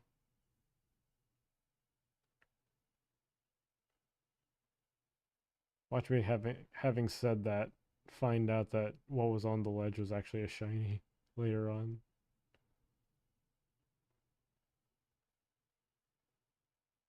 Oh shit, I just walked right off the ledge.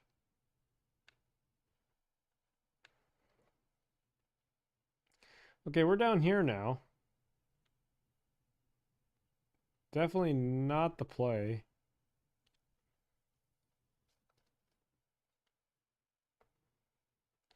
Ooh, hang on a bit.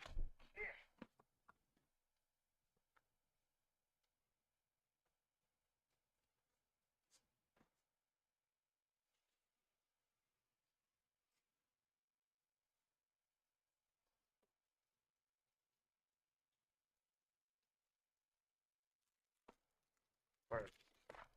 Picked up a little candy.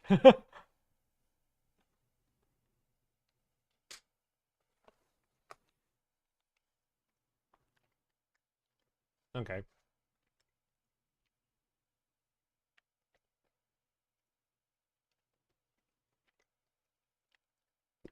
was supposed to say, those are all normal, right? The thing is, in a pack, a Gibble is very, very noticeable. But on its own, I couldn't tell. It's definitely a lot paler, I believe.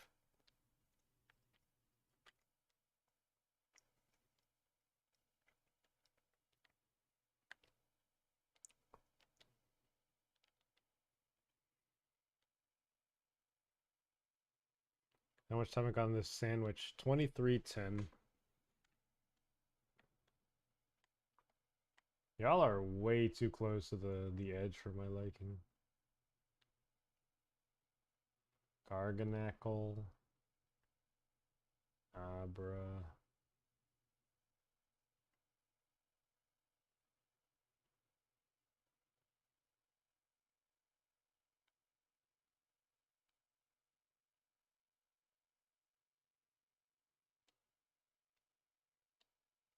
Oh god.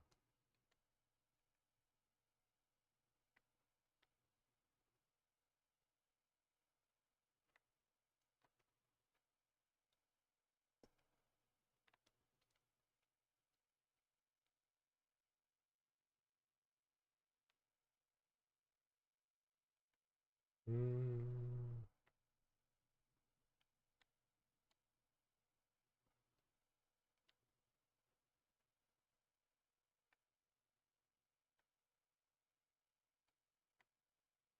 Hmm.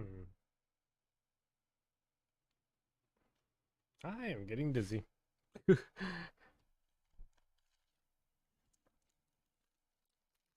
That just means more sugar. Mm. I have a bunch of York peppermint patties over here.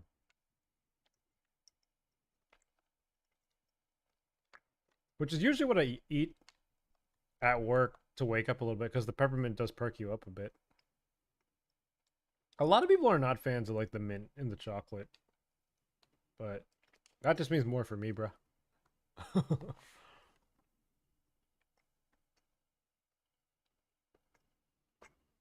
Mm.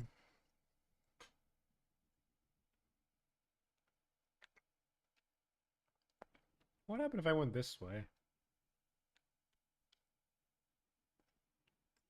Okay. A couple more spawns here. Ooh, a lot more spawns here, actually. Maybe this is the way. This could be the way to go.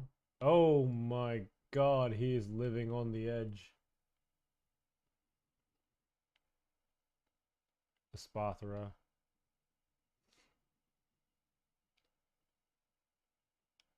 Okay, curve my way around that rock. Hello.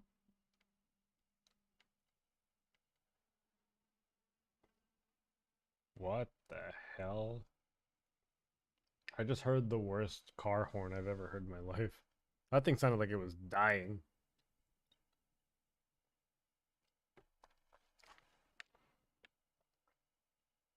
Oh, this goes all the way over here.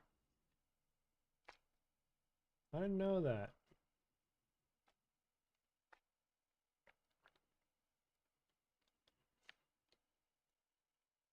Of course, you probably wouldn't have been able to make a good jump off of that one when you first come here because you can't use Core Idon or Mir Idon. Um, where's all the shit, bro? All right. Okay, so we got 19 minutes left on the buff here. Should probably just go back to just like where the patches show up. So we just wait a second, just let things load in.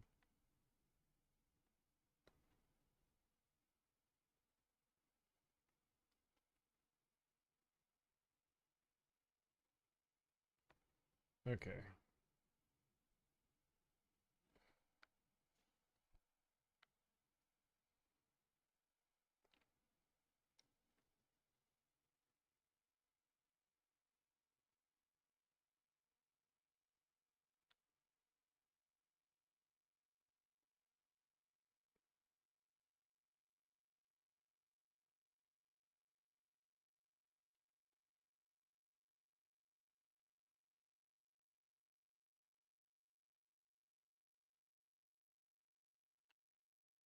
Okay, let's see. We just continue down. I clicked at a shiny Zuelis too, which would not be part of the team, but like I'm not gonna turn down a shiny. Ow.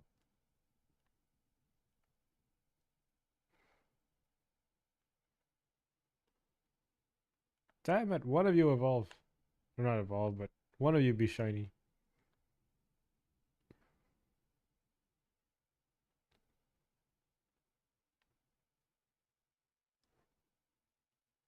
Hmm. Yeah, being down here is not gonna help me. That much I know for sure.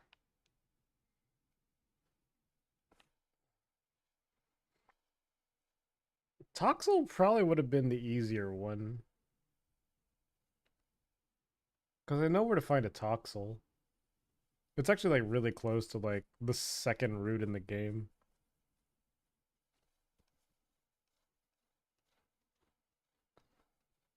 If I just stood still for a bit and just like let things load in. Because I think also too, like whenever I'm riding around on Koraidon, like I don't think that the mobs get like they just disappear all of a sudden. Like I don't think that's what happens at all. But I do think like everything is so RNG that if you decided to just chill, like every time you go out, it'll be different, which is kind of annoying. But you know how it is. There are some Pokemon in here that are just like regional variants of a existing Pokemon, but like their color scheming just makes it so shiny like. Ugh, I hate it when it does that. Lots of Screamtail, we got a Garganacl, lots of Espathra.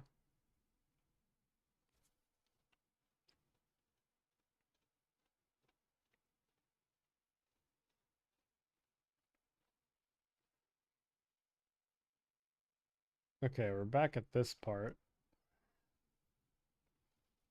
Still no signs of what we're looking for.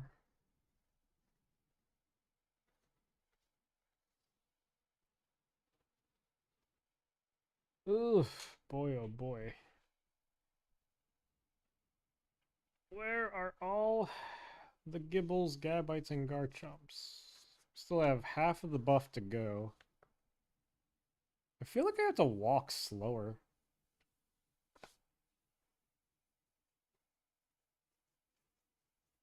Of course, it could also just be an area thing too.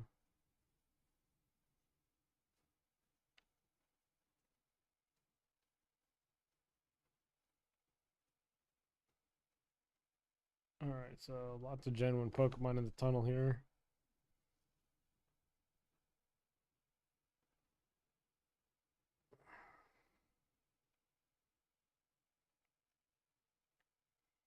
Alright, that wasn't the pack.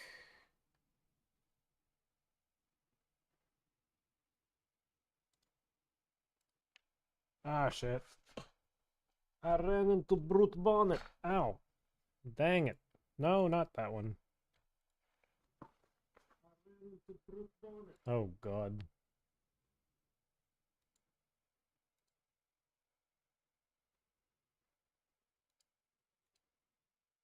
Sorry. I had to block the bot that I saw.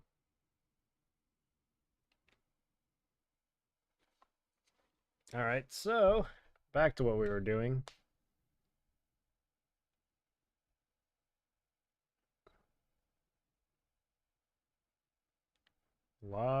A lot of Screamtail. We kind of wanted a little less of that action, though.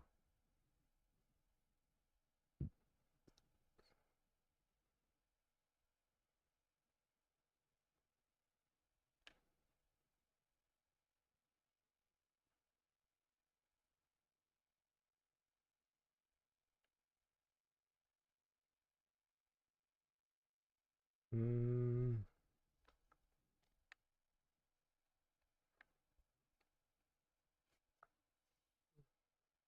No, no, where'd all the other ones go?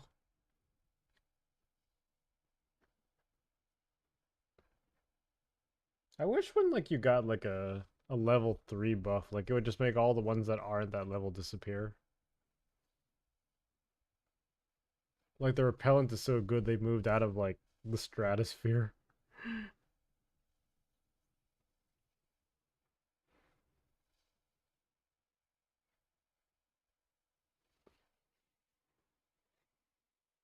We might not find it this go around. Once that buff expires, we're going to the next one, which I believe will be Gyarados, but I'm not entirely sure if it's going to be between Gyarados or... Actually, no, Toxtricity. So we'll find a Toxel. Or try to before top of the hour.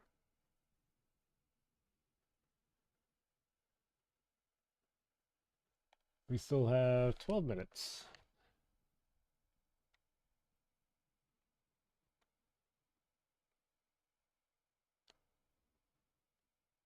Oh, shit. Okay, made it.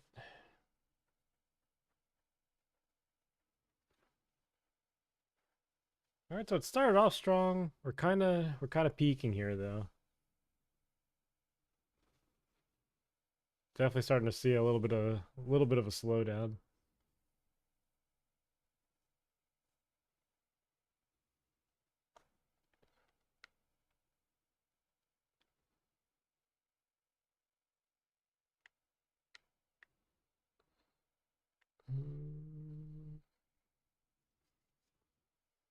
Where are the Pokemon?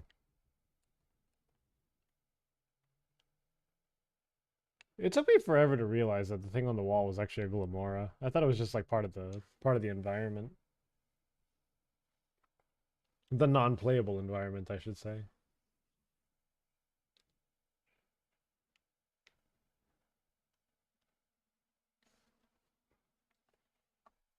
Ugh. Just sit back a little bit here and get comfortable. This could be a slog. Oh shit.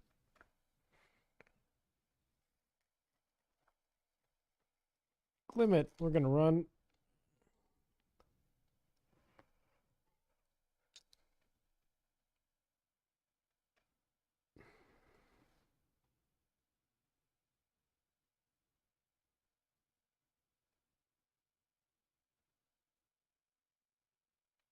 Okay.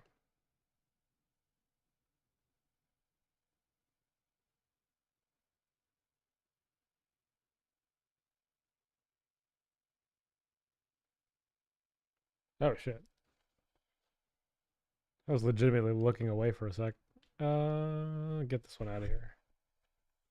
I might actually leave a little bit early, like if I don't. Oh, Gibble. Yeah, because I did say before that like I was I took a couple of days off stream because I wasn't feeling too great, and it's starting to kind of creep up on me again. So I may unfortunately take my leave, but let's try to see if we can get this last shiny before I go. 10 minutes on the clock. All right, so we got a hard 10-minute counter. Let's do this.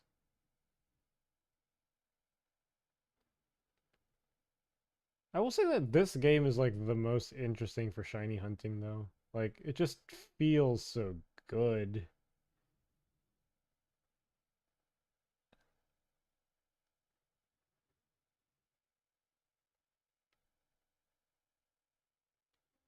Okay.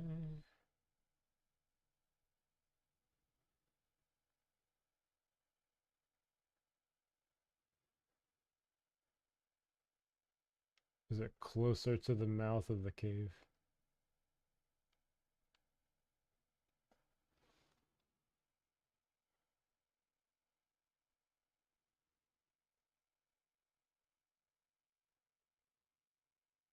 Hmm.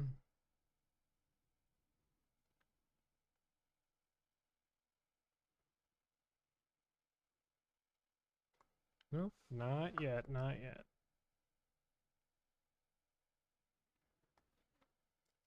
God, this is wayless though.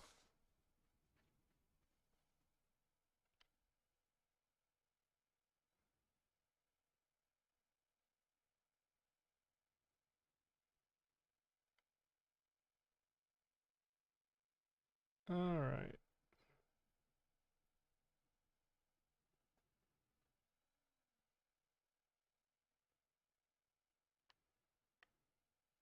Oh gosh. I might need the power of the sandwich. Not in game. Out of game. Give me friggin' like just give me a Reuben sandwich.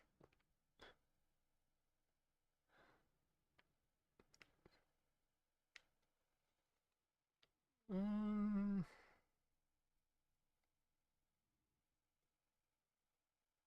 Alright, let's see. The minute I see the Garchomp, I'm gonna just immediately tell myself not to fucking attack it with anything. I'm so paranoid about the freaking takedown again. Like, I might just use a repeat ball for this one, actually. That would probably be the best way to go about it.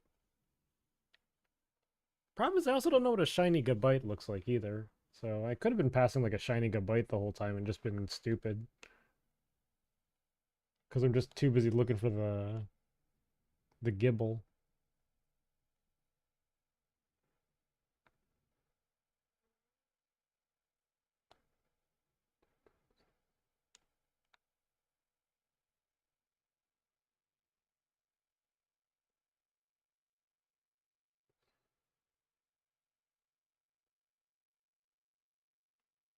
Hmm.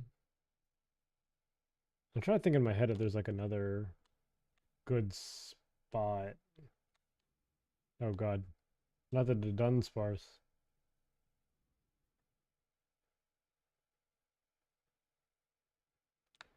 Hmm.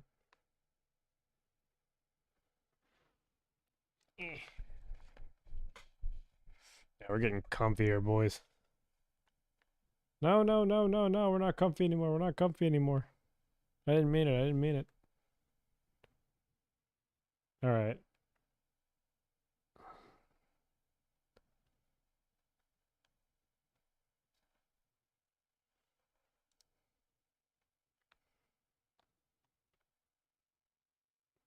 Sometimes I do wonder if like the sandwiches that I create are legitimately like boosting the right categories because I can't even find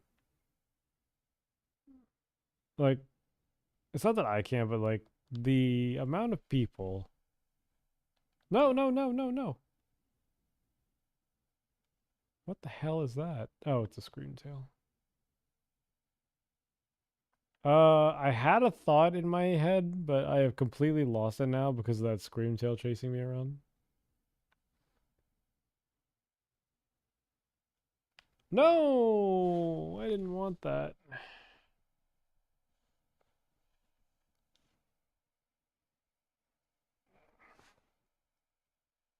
No.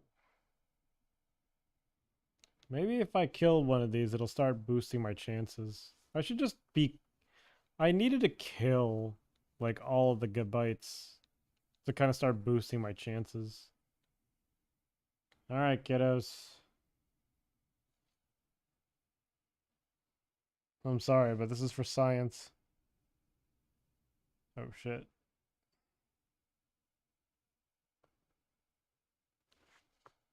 All right, so we're gonna slash you because you forced our hand.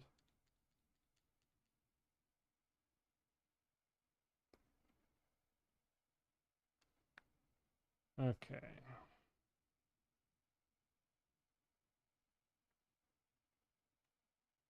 Hmm. So many great tusks here. How did you get down there?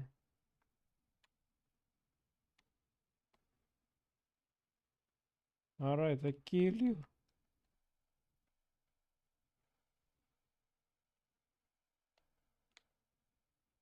No, I didn't fucking want you. Get out of here.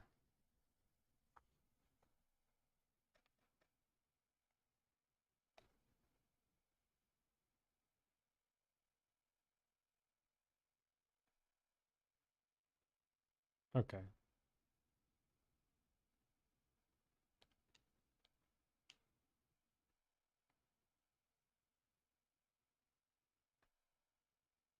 Good.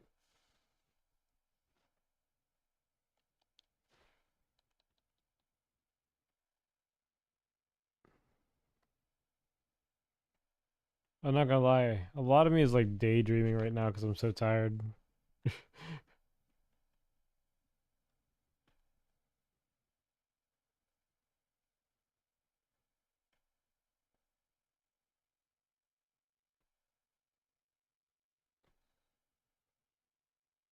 Mm,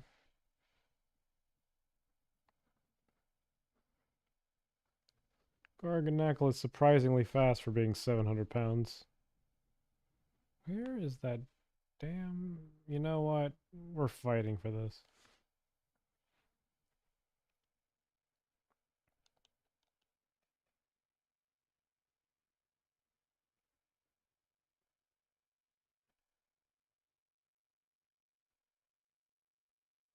Okay. Now we will kick his family. Eh.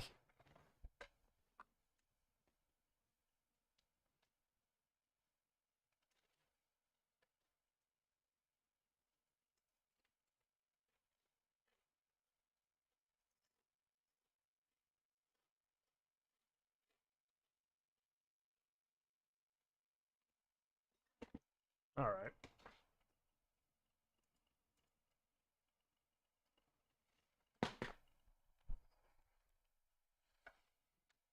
Okay.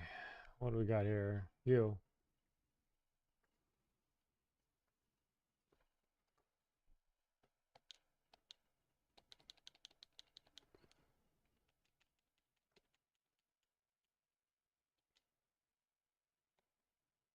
All right, we got a minute 33 left, unfortunately. So if we don't find it now, it's probably just over for us. But we managed to get two.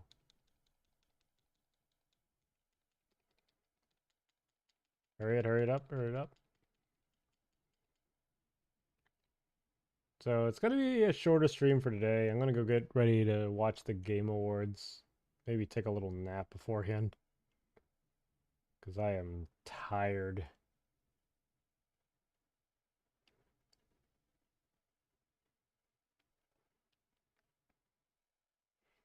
I should have just auto battled.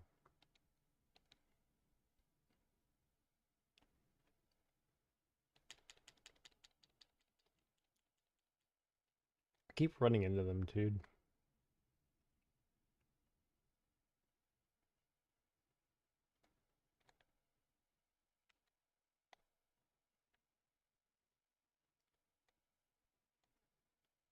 Okay.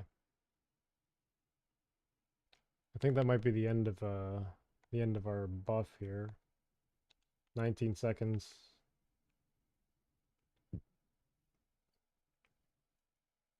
Just need to spawn in one more mob.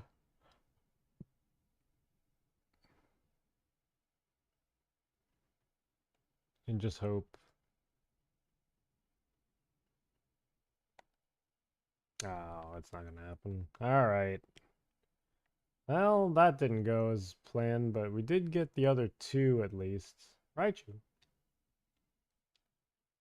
So we got Shiny Tinkatink, we got Shiny Knackley. Those are pretty good in my book. We can set those up for the competitive builds. Oh, God.